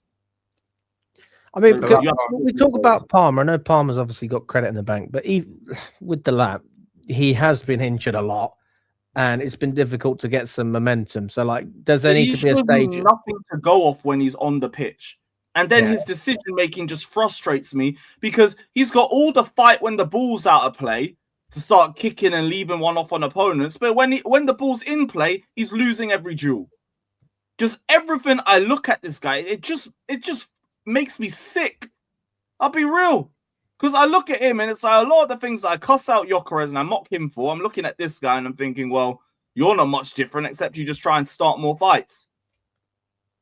His hold-up play is disappointing me as well. I expected so much more in terms of the hold-up play. Especially, fucking hell. I mean, Like Scott said, man. Like Scott said, when you sign £30 million player, you get the quality of £30 million Who player. had the most yellow cards in the league last season? What do you expect? but there's not getting yellow cards isn't a problem. Yes, if it is. As a striker, it's a massive. Well, As a striker, it's a massive an issue if you're also scoring goals. Costa No, did no, that. You know, no, that's not a it is a problem. massive issue when you're the highest yellow cards in the league as a striker. That's an issue. If it's your centre back or midfielder, I 100% agree. Your striker should not have the most yellow cards in the league. The issue for me is the fact that he's got more yellow cards than goals. If he got 18 yellow cards and 27 goals a season, I'd be the happiest person in the world. The issue is he gets more yellow cards than goals. And that's exactly what you're saying. He's too interested in leaving one in on someone, which is fine, every now and then, all right, rough somebody up, you're never going to get away with what Costa used to do, but, do the modern version of it, fair enough.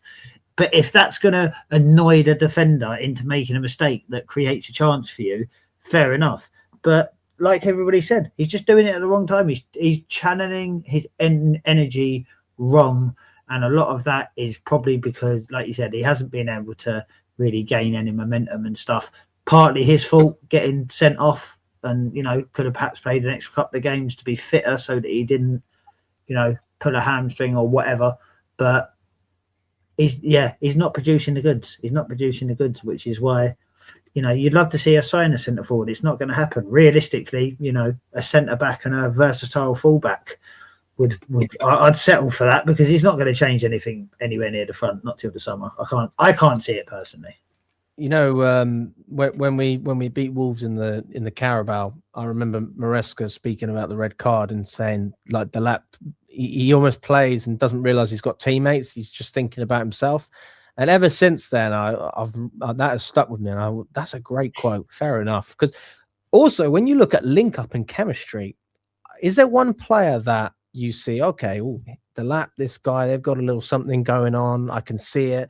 It all looks very forced. I don't know. Like we've spoken about, João Pedro and Palmer. There's a little something there. There's something. There's a bit of link up. All right. I'm not João Pedro's biggest fan, but I can see it. And then Delap comes on the pitch. Who is he linking up with? I mean, maybe again, this is to do with the fact that he hasn't had enough minutes, and this is me being like patient. And he's obviously not had a rhythm of games. But this guy is training with the same guys every single day. It's not you don't just play games, and that's the only opportunity you have to link up. It's not all talk in the locker room, and then you can kick a ball. You're doing this stuff all the time. And you're also talking about what you want to do. So that's concerning. And it is a massive kick in the teeth when I see Ekatike and I see Walter Mata, who oh my God, Walter Mata would suit this system so well. I mean, that guy, he's got the technical ability, he's got the finishing, and he's just a smart footballer. That is a signing that I regret not getting. I remember speaking about him. Nobody knew who this guy was. Nobody knew about Ekatike either. But Walter Mata, he's turned out to be a really, really good one.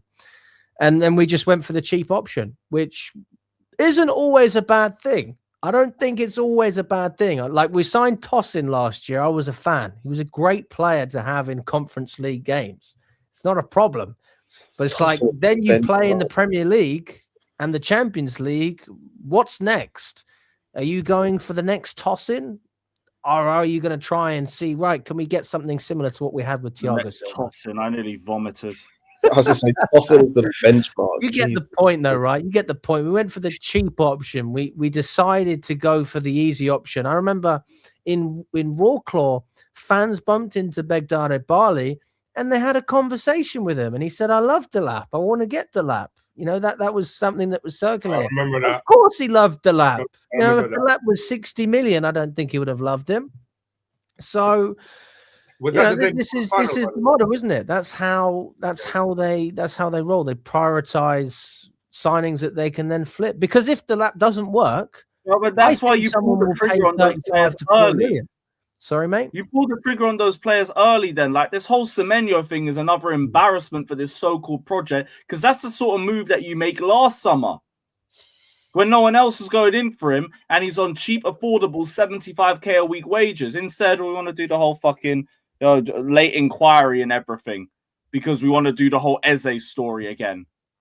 What the fuck? If you are serious, you go and get him the window before or the window before that. That's what this whole project's meant to be about. Get the players before they reach that level. When they're this close to it. They looked at Semenyo, one of the best dribblers in the league last season, and Garnacho, one of the worst dribblers in the league last season, and thought, who do I need for a system that prioritizes wingers that are good dribblers and are good 1v1? I know, I'm going to get Garnacho. Idiots. When you put it like that, yeah, very Hey, well. Well, that's why I don't understand why nobody went in for Semenyo in the summer. This is why we sat obviously discussing why didn't Chelsea go in for him, which is absolutely Arsenal right. were looking at him for a bit. I know that like teams like looked at him, but nobody like went in for him because if anybody. Well, I think it is, Warren. I think it's a case of like there, and this is pure speculation, but I think maybe it's a case of like wanting to see if it was a real deal, if it was just a one-season thing. Because like he has the season last season, I think it was 11 goals and 6 assists. I think last season it was like, is that just a one-off? Because I think the season before it was like he got like 6 goals or something. I can't remember. Or is that going to continue? And he's currently on 9 and 3, so he's on course to beat the goals, probably get the same. I suppose everybody was probably thinking the same thing, and everybody dropped the ball, including Chelsea. But yeah, and I think what as well, you're in a stage with Semenyo of obviously this release clause. Yeah, Bournemouth. That's a position for Bournemouth of like you don't really want to lose him for less than that. I know City are trying to get a better deal than the release clause, but like worst comes to worst, you can pay the 65 mil and get him, but you have to do that. I think by January 16th or 10th, something like that. Yeah. But yeah, so like, I just think it's one of those of like it just wasn't looked at, but even outside of the Semenyo thing, because that's just one player. Cherky was there. He's got the joint most assists in the league currently. Rodgers is there. It would have cost you a lot, but he was there.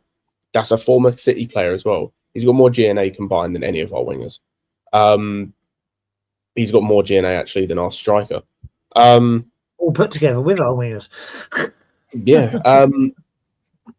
But yeah, so like you could have got that. You could have got Elise a couple of years ago, but you try to get him in such an odd way that you got threatened with legal action because you can't do your job properly. Like just terrible. And Yildiz was there. Apparently he's not signing a new contract. He's probably going to PSG or something, to be honest, or Bayern or some other place that isn't us. Like Ekatike was there. We were interested. We just didn't want to pay the money, so we went and got Delap and João Pedro for the same price. And now he has more goals and assists than both of them combined. So that was great business. We were linked about 56 players though during. Bro, how do we end up with the same players every time? Because all we want to do is get like some meaty French players if it's Lawrence Stewart, former City Academy players if it's Joe Shields, and not even the good ones, by the way. People like McAtee, and we were linked with Harwood Bellis last season, and Gittins and Delap and these guys. Lewis Potter was linked as well. Linked with what's his face, and then with Win Stanley, it's just former Brighton players. We stop buying from Brighton, please. It's not a problem if you're picking the gems. I mean, Bayern Munich do that in Germany. It's not a problem, but when that they go buy the best. They go buy again and again. Yeah, they buy the best of from that team. We did with Cucurella and we did with Caicedo, and then didn't with Sanchez, and he happens to have just turned it around. And we didn't do that with Buonanotte, and we didn't do that with João Pedro. So we've got what we've got, and we're upset about it, despite the fact that this is what you paid for. Mm-hmm. It's just I'm tired, man. I'm tired of buying from these teams and these players and just for these guys. And like Fallows isn't going to make a difference because he'll probably just end up buying former Liverpool players, and again, probably not the good ones. Like I'm half expecting us to go and sign like I was about to say Scrutiny. I don't even play for it anymore. Well, not Scrutiny, Skirtle. Like I'm half expecting us to go and sign like Alberto Moreno as a backup left back or something. Like we're lucky Lallana doesn't play football anymore. But this is what we are. But this is the thing. Like, why is too many cooks in the kitchen was the thing last season, and then we brought in Fallows. So who is doing what? Like, where is?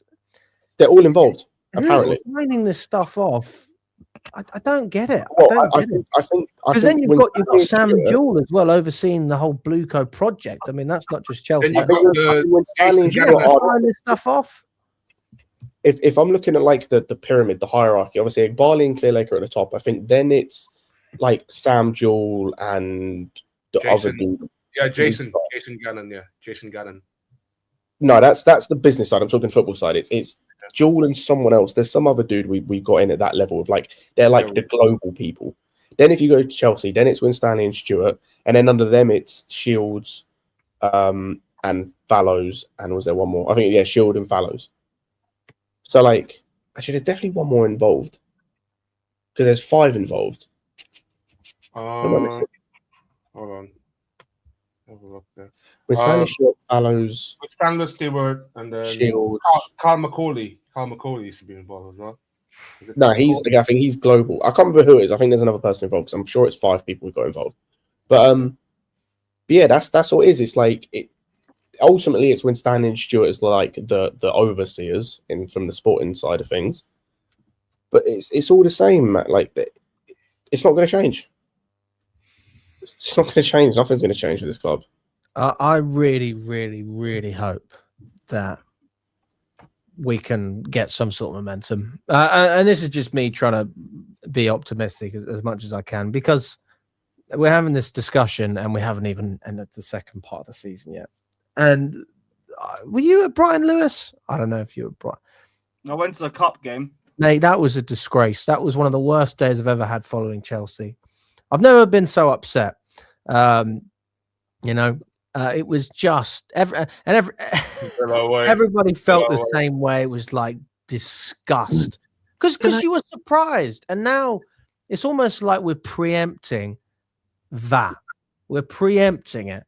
We're not. The people aren't shouting, but it's coming. And people are going, "Oh, I know it's coming," and that's. What's worse than being in a bad situation is knowing that it's going to happen, and then it happens anyway, because that's the direction we're going, and there's not even hope within the fan base. And I mean, once you lose hope, then it's just depressing. It's not even fun. And I like watching mid-table sides. I watch Reading. That's my local team. They're in League One. It's fun. But I don't expect anything from them. There's no expectations. And it's nice going to Chelsea knowing that, all right, we're up there with the big boys. Well, we were. And now that feeling is slowly going away. I was just saying, I think it says a lot, Alex, when and this is purely I'm feeling like this. There are probably others, but I'm more speaking about myself. We're in our 4th year with these guys in terms of these owners, and to a lesser extent, these sporting directors, like 3.5 years. It's the 4th year we're having this conversation of just this level of just disappointment with how we're doing as a club and where we're at. And it's all in different positions in terms, obviously, with Potter, it was bad. With Poch, it was bad. With Maresca last season, it was better. But it's still all kind of varying levels of mid. And it's the 4th year in a row for me where I'm genuinely like, I don't know if I want to watch. Like last season was a little bit different. But especially those first 2 years, I got to the point where I either was not wanting to watch, or I got to the point under like Potter. I think it was Potter. I was just like almost hate watching my own team. Just like I'd watch us play badly and just laugh because it was like that, or just get pissed. And it's the same of like I don't know if I actually want to watch Bournemouth. I might just go gym and just chill with my family. Because what's the point? Because like ultimately we beat Bournemouth and then we play City and probably lose, and then we're 13 points behind them. And then we go into January where we play like 15 games across 30 days or whatever it is. I think it's 9. 9 or what? Yeah, it might be 10 actually, like 10 games across 30 days across the month. Yeah, a game every But 3 again, days. there you go, a game every 3 days again. So what is the point? What am I doing this for? Outside of just I love Chelsea as a football club, what am I actually getting out of watching us? It's not joy. I think you answered your own question there for me personally, but yeah, like that's it. I'm doing it because I love this club. If it was anything, bro, I wouldn't do it. This is literally self-harm. Like this hurts because it's not enjoyable to watch. I suppose I consider myself fortunate because we was always shit when I was growing up until a certain point. So I suppose I've had that fortune that this is all just a bonus to me.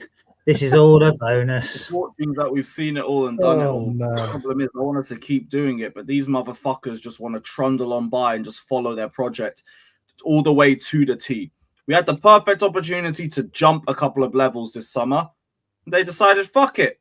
Nah, go for a top 4 and a run in the cups. That's the target that they've set to the manager. What I don't get is the hypocrisy with that now we're playing like a side that's competing for top 4. They want to try and brief that the manager's fucking up. What do you mean? This is what you targeted the season to be. Why are you now acting like there's problems? Why aren't you briefing that everything's going perfectly like you expected it to? They're fucking liars.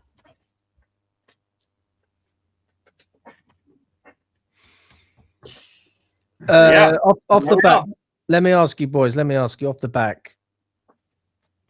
Where do you think we're going to finish in the league this season? Third? Still think we'll get top 4. Fifth?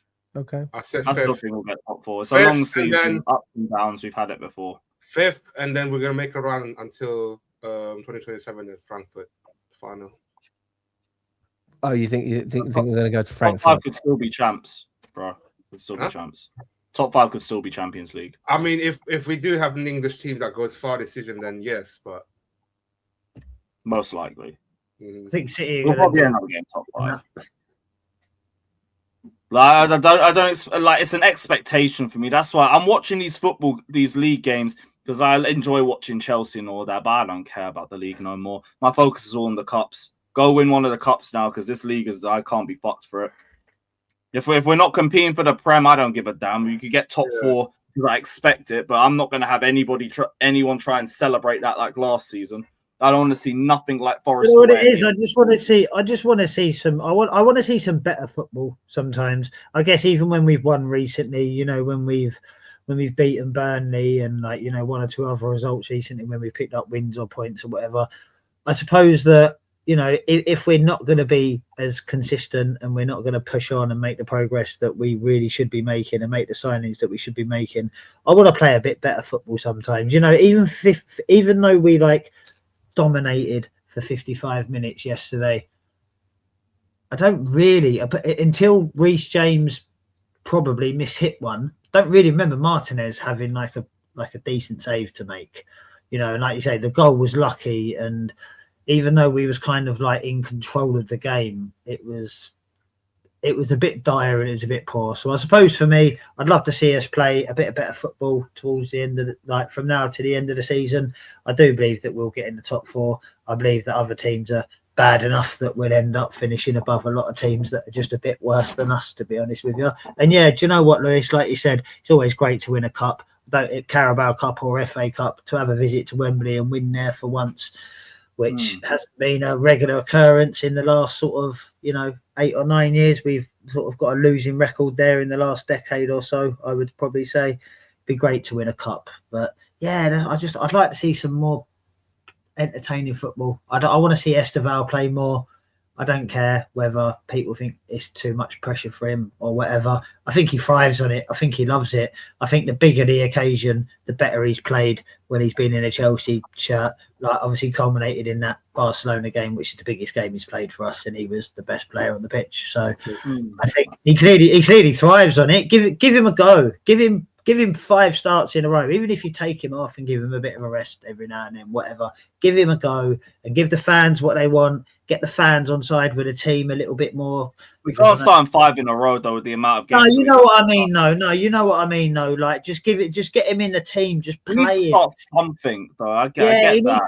I think he needs to have a run of games. Maybe like you said, we've got 10 games in 30 days or whatever it is. At some point during that 10 games, for him to start 4 out of 6 games in that period of time, just to see what he does. Because like you said, as much as I defend Neto and I think he deserves a little bit of slack cutting for him, he hasn't produced the goods, and Garnacho and Gittins haven't been good enough either. So do you know what? Why not? Nothing else is working. Give him a go. The thing that's nuts about the Esteval thing and the Neto thing is, even though Neto is not my cup of tea, as we made clear, you can play him on the left. Like if worst comes to worst, just take the 2 morons that are on the left-hand side. Tell both of them to just sit on the bench and play Neto and Esteval. Again, even though Neto's not my favourite type of player, he is getting you goals and assists to a point. And if he's on the left, at least, I don't have to watch him cut back inside and try and... Yeah, he can just get it in. Go byline and hit a ball across. And then it's easier for Pedro to read that as well, right? Because João Pedro knows when the ball's going to come in. When Pedro Neto gets the ball on his left foot on the wing, you know, as long as they've communicated this in training and Maresca's told them, if he's going to whip it in, João Pedro can time his run, and then at least João Pedro can then do something about his game to put himself in a position to affect the game more positively. I totally agree. Neto on the left makes sense to me more than it does on the right. Let's just react to this super chat. Thank you very much, Omar. Omar V7. He says, you don't understand the level of talent that we have in Josh. Presumably talk about Josh Achimpong. Hopefully they sell him and regret it, just like Hall. We give Levi Jeans time, but not Josh. Okay. So Omar wants to see more of Achimpong in the team, which is actually a fair point, because Buddy Shield started, and it makes you think, why isn't Josh getting the I've always said more often? But thanks for the super chat, mate. Guys, what do we think of that? Oh, I was going to say, like, Champong should play more, but Cole Will's 3 years ahead of him. Saying this would be Achimpong. I was about to say, like, I disagree with him slightly. Like, we understand the level of talent we have with Josh. Don't get it twisted. Like, we understand. He was, until, like, the moment Fofana came back into this team and Josh came out of the team, up to that point, he was our best performing centre-back. At that moment in time, when he came out of the team, he was the best performing centre-back.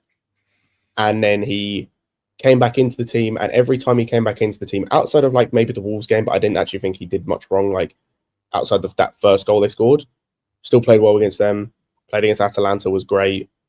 Like, he's literally had one bad game this season, which was the game where he was thrown on at central centre-back when we were down to 10 men, when the other team was pressing the hell out of us. But he can't get more minutes, and I have to watch Badiashile do nothing, do the square roots of nothing in this team. It would be it'd look great on the manager as well if he was able to get the best out of players that the directors haven't signed, to basically show them, listen, I don't want what you've given me. I've got these Cobham boys, and they're doing a better job. I think the fans would love that as well, because that would show a real sense of togetherness, in terms of almost like it's us versus them, you know, and we're still able to hopefully grind out results and develop our boys.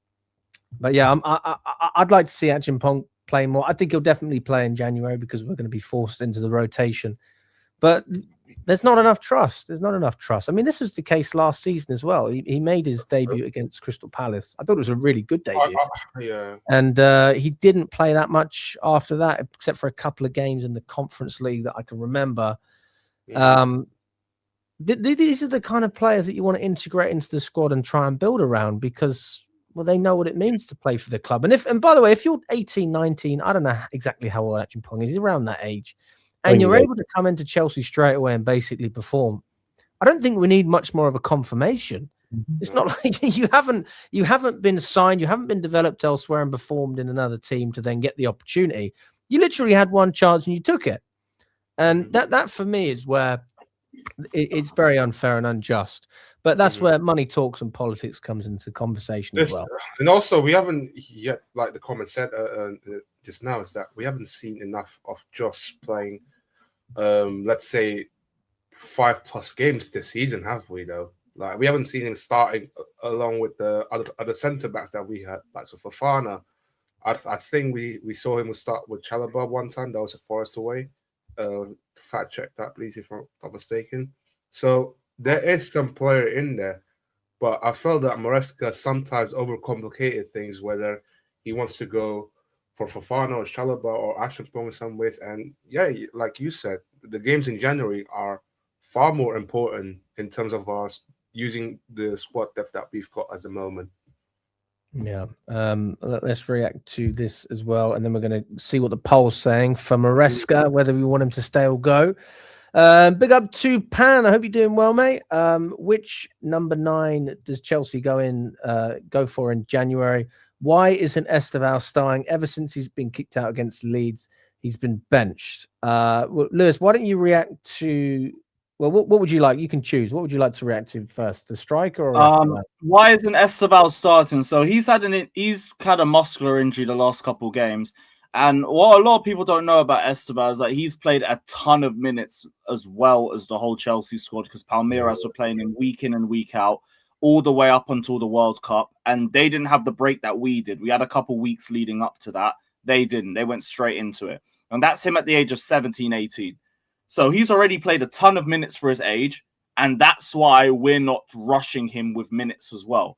Because as we've seen with Ronaldo, Ronaldinho, Neymar, they play a ton of minutes at a young age. They get injuries early on. They decline at an early age. We're trying not to do that with Esteban. Now, in spite of that, I think there's been times where we haven't brought him off the bench quickly enough. But I get he's 18, adjusting to a new league as well on top of all of that. And he's already had a ton of minutes already this year. He's not going to be playing week in and week out, and he shouldn't be either. And then I guess in terms of the striker, it seems like it's, well, if it's going to be anyone, it's just going to be Omega. We've already paid for him, so that's a Strasbourg jobby. But I don't even know if that happens in January. I'm not entirely sure. I think he's injured still. Yeah, I don't know if that's going to happen. We're not really a club that we don't do reactionary signings in the sense of, oh my God, someone's injured, we need someone. That's how it was with a centre back, and that never happened. In January, we sabotaged ourselves. We didn't bring players in, we got rid of them. So we made ourselves worse. So ultimately, I think that we're not looking at January, and when I say we, I mean the club. We're looking at the summer. I mean, that's honestly how I feel about it. I don't think there's any rush from anyone upstairs to make something happen now. I don't think there's any drive to do that, and that comes from the top as well, right? Because we all, I know, Lewis, you do this full time now, but you had a job once upon a time, and I've gone and I've worked in places. I was a broker once. If I didn't hit my sales target for the month, there was a risk that I could lose my job. I did everything that I could to hit my target. And targets are there for a reason. They're there to be hit. And if your target is top 4, you're going to make sure you try and hit top 4. If your target's winning the league, that's a different type of pressure. And we just don't have that pressure at the moment. We don't have that pressure. We have the pressure from the fan base in many respects, but we don't have it internally at the club. And we seem to be more concerned with, I was going to say sponsorships. We can't even get that right. But we seem to be more concerned with digitally expanding Chelsea's footprint worldwide and becoming a bigger global brand than actually becoming a great brand by winning trophies. And ultimately, that's literally all you can do. But if we increase our global footprint, then I guess they're happy, right? Regardless of what success we achieve, because they're living off of what we have done. And there's only so much that you can get from that. So that's my opinion on that. I mean, just going on a number 9, guys, is there anyone that stands out to you that's realistic? Victor Osimhen. Osimhen. Okay, so you think that can happen in January if we put the money on the table? Ultimately, I don't know, right, if it could definitely happen or not. It's more just attempt it. Just do something to try and affect change. Go and get someone like that. Obviously, Ekitike and Voltamare off the table. I know there are some people, and I just had to get this out because I've just seen this. There were some people talking about Panicelli when he started the season so good for Strasbourg, when he scored the 9 goals in 9 games, whatever it was. He's gone 10 goals without a game. Sorry, 10 games without a goal. Excuse me. Since then, he's not the answer either. Outside of that, I don't know. The problem with what we've done is we have left ourselves in a position where the options are limited in terms of, obviously, there was Voltamare and Ekitike that's gone. The Osimhen thing probably isn't going to happen now because of the wages he's on at Galatasaray. Outside of that, I don't know. I don't see what strikers there are of that level or are close to that level that are available right now. Maybe you go and get Marmoush, because he's not Mate, playing. this is the thing. There was a good market. There was a good market. That's For the what- first yeah. time in a long time, there was a good market of strikers that you could have gone and Yeah, mate. brought. Then we left They weren't with necessarily fucking Brock proven, Lesnar. Hell, let me go and look but at there top was a goal scorers market there that lately. now we regret. I mean, we would Right. all take Ekatike. We would all Right. take that. We'd all take Walter Mare. We'd take those guys, and we missed those No, opportunities. you miss one point. Like, consider the fact that we had track record with supporting the Raptors. I can see we're getting Strand Larson from Wolves. Oh, piss off. Well, do you know what? Do you know what? Right, I'm going to throw a player out there, right, that nobody would think of, right. And I know I'll get laughed out the room for this, right. But in terms of somebody who can link up play, who can produce big moments, has a proven track record in the Premier League, he's not young, but he's young enough, and Don't you say could Chris Wood. actually get him cheap enough as well. Technically, Ivan Toney. I would in a heartbeat. You should have done that when we were trying to go for Osham. Yes, we should have. Yes, we should have got him 2 years ago. I think Ivan Toney, but Ivan Toney, I genuinely believe. Do I think that he's going to get you 30 goal season? Do I think he's an Erling Haaland? No, that's not what I'm saying. I think that Ivan Toney would be a really, really good player for Chelsea. I think he could fill a couple of different roles. I think he's really clever. I think he showed at Brentford how well he can link up the play and stuff. Could he do it for a massive club week in, week out? Could he do it trying to win the Premier League? We don't know. But do you know what? I think if he wanted to come back Saudi Arabia, I don't really care about the money. I think you'd get him cheap enough. Do you know what I'm noticing as well? I'm looking at all of these because I was like, let me go and look through the other European leagues and like see who is top scoring or whatever. Outside of like your top level guys like a Lautaro Martinez or a Harry Kane, the rest is just so meaty. Like they're all mids. Like I'm looking at the Bundesliga and there's guys like Deniz Undav who failed at Brighton on here. And like outside of that, you've then got like, that's it basically. You got a guy playing for Gladbach with 7 goals. I looked in Serie A and again it's Martinez, it's Pulisic, and then it's a bunch of like dudes with 6 goals in the league, and half of them ain't even strikers. I'm looking at Ligue 1 and Panicelli, who I just talked about, he's gone 10 games without a goal, is second in that league in the top goal scorer list. God forbid. Like the striker market, The options are very limited. yeah, the options were there. You didn't get any of them. They've gone elsewhere, and the options are dead now. Go and get Ivan, Big Ive. Are we run out of money though? Like on the Yeah. We haven't run out of money. We're in the same position we were Tried in to with put like 40 the lap. million down on Simmons and Lopez. We have money. Yeah, but you're in a position where unless you're going to go and get the top level guys, which they're not, we're in the position of you have to hope that one of these guys, like the Lap, like a Gittins, can scale up. That you have to hope they can scale up, and it's like that's cool. Some of them probably can. It's just more risks. It's just We more. need someone to do it now. That's the problem. We Yeah. need some of them doing it now. If And I'll be honest- Gittins wasn't producing and Enzo Fernandez wasn't producing, but Pedro Neto, Garnacho, João Pedro, and Moises Caicedo were, it's like, right, okay, well, hopefully these players are going to be able to get into the team and get some momentum and stuff like that. I suppose the issue is there's too many problems in too many places too often. Yep. You're 100%. sounding like you're hoping and wish something would work.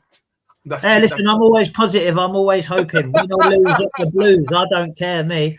We could lose 5-0. We could lose 5-0 against Bournemouth. Many of our fans don't think the same. They turn on everything around the club after a loss. Oh, dear. You know about them, innit? Oh, Yeah, I know about that. Sorry.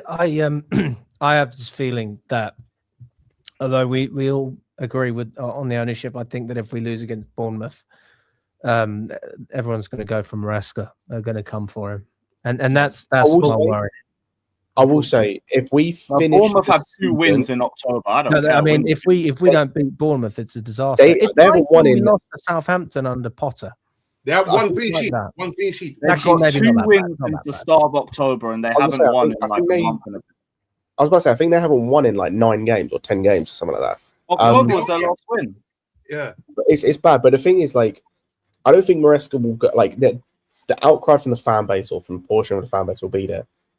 I don't think he'll get sacked. What I will say is, I think if we finish outside the Champions League, unless he wins the Champions League, I think he might just need to go regardless, because I don't think his position is going to be. It might reach a point where his position is untenable. With they're not going to address the positions properly. You can't have a rigid manager with a bunch of we're seeing it when you've got wingers that don't want to beat their man. You can't have a system that's really rigid and needs their wingers to beat their man consistently. You can't have Don't a worry, luxury. they're briefing that we might get a centre back in the summer now. Fantastic. Oh, and another thing, by the way, as well, for people on the manager, go and look. Let's if we want to look at the options out there, Glasner will leave. He'll walk. He won't join. We're already seeing the issues he has with this Crystal Palace board because they haven't made the signings, and he hasn't had the opportunity to rotate. De Zerbi will fall out with these sporting directors. He will fall out. He walked away from Brighton because they weren't recruiting properly, or they didn't give him enough recruitment. And also with De Zerbi, if there's a player he doesn't like, he'll just go Ishmael. He'll do what he did to Ishmael Kone. Bro will start calling him out on the training pitch, calling him out in the dressing room. He'll make his life hell and then tell the sporting directors he needs to leave. That won't go down well. And then Rosigne, talking to Strasbourg, they're currently 7th in their league. They are 9. They are 9. He's doing a good job with Strasbourg. They are 7th. They are 9 points off of 3rd. No, but I've watched Strasbourg play some fantastic. And they've got 100 million that they spent. They spent 100 million in the summer. They improved their team. Are they not top of the Conference League? It's the Conference League. It's Strasbourg. It's the Conference League. Doesn't matter. Outside of Palace, can you name another Conference League team, Alex? Cups. Shelbourne. I haven't watched the Conference League, to be honest, man. There we go. Strasbourg never played European football. Lech Poznan in there. Lech Poznan in there. Fucking Aberdeen in there. We are dying out here. I was going to say, and that's what we've got to look. I'm not saying that I want Ross here, but I'm just saying for Strasbourg, I think he's doing a good job. Yeah, but the league's your bread and butter, and there's it's the French league. If they was 3rd in the league, having had a bit of a bad run, you could say, okay, so that's reflective of the fact they've had a bad run. But being 7th or 8th in the French league, I'm sorry, you're a championship. I was saying not even they could be 4th or 5th with 2 points off, right? They are 9. Not even. I told a lie. They're 9 points off of 4th, which isn't even Champions League for them. Ooh. That's almost as far as us. Yeah, I don't know why we're stuck in Strasbourg here, man. I think we've got bigger problems than that. Because the answer, because we have reached a point where so many of our answers going forward, whether it be manager or players, is going through that club. Sarr, Penders, people have talked about going and getting Barco. There's been talk of Moreira coming back for some reason. Rosigne, talk of manager. Omega coming in. Talk of people wanting Panicelli. So much of our squad is linked with that in terms of players we might get in. They're in 7th. They're no better than we are in their respective league. Okay, I understand your point. I see what you're saying. I don't know. We'll see what happens. Listen, guys, we're going to wrap up. We're going to wrap it up there. Just before we do, big up to everyone. Smash the like button if you haven't already. We've got about 300 people on YouTube. We've got over 1,300 on X. So big up to all of you. Smash a retweet if you're on X. You can still like as well. The support means a lot. Check out Lewis's channel if you haven't. Carefree Lewis G. I know a lot of people came from there. And also, just to finish up with the poll, in the end, let's see what the poll said. 49% of you believe that we should keep Maresca. 34% of you think he needs to go. And 17% of you don't know what you think. So I have to say I would have... No, I can't say I'm surprised, actually. I think that's a fair assessment of how the fan base feels. I'm certainly on the keeping side of things. I feel like everybody in the panel is also sharing that sentiment. Supporting directors go first, then second Maresca. I suppose if you're going to do one, you can do both, right? You just get rid of a lot. I think I'm in the camp of I don't really care if he goes because I'm not attached to him like that, but he can't go without the sporting directors going. Yeah, same. Unless you are giving me a proven upgrade. Because I am not doing this process bollocks again, man. I want us competing for the league and winning trophies or fuck off. Hey, Russell Martin's got experience in the Premier League. Maresca didn't. Who? Oh, All right. let's wrap it up Hey, then. do you know what? Do you know what? This might on, sound Tyler, crazy, go on, but go if Frank Lampard wins the championship, I No, can see fuck him- off. no, don't you dare. Tony Pulis. No, actually, no. Do you know what? Do you know what?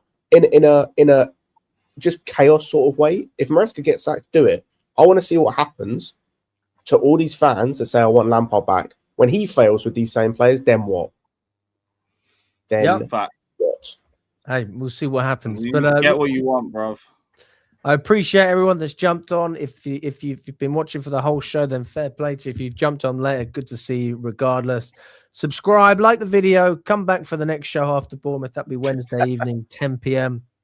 And we will be back very, very soon. All the best, guys, and enjoy the rest of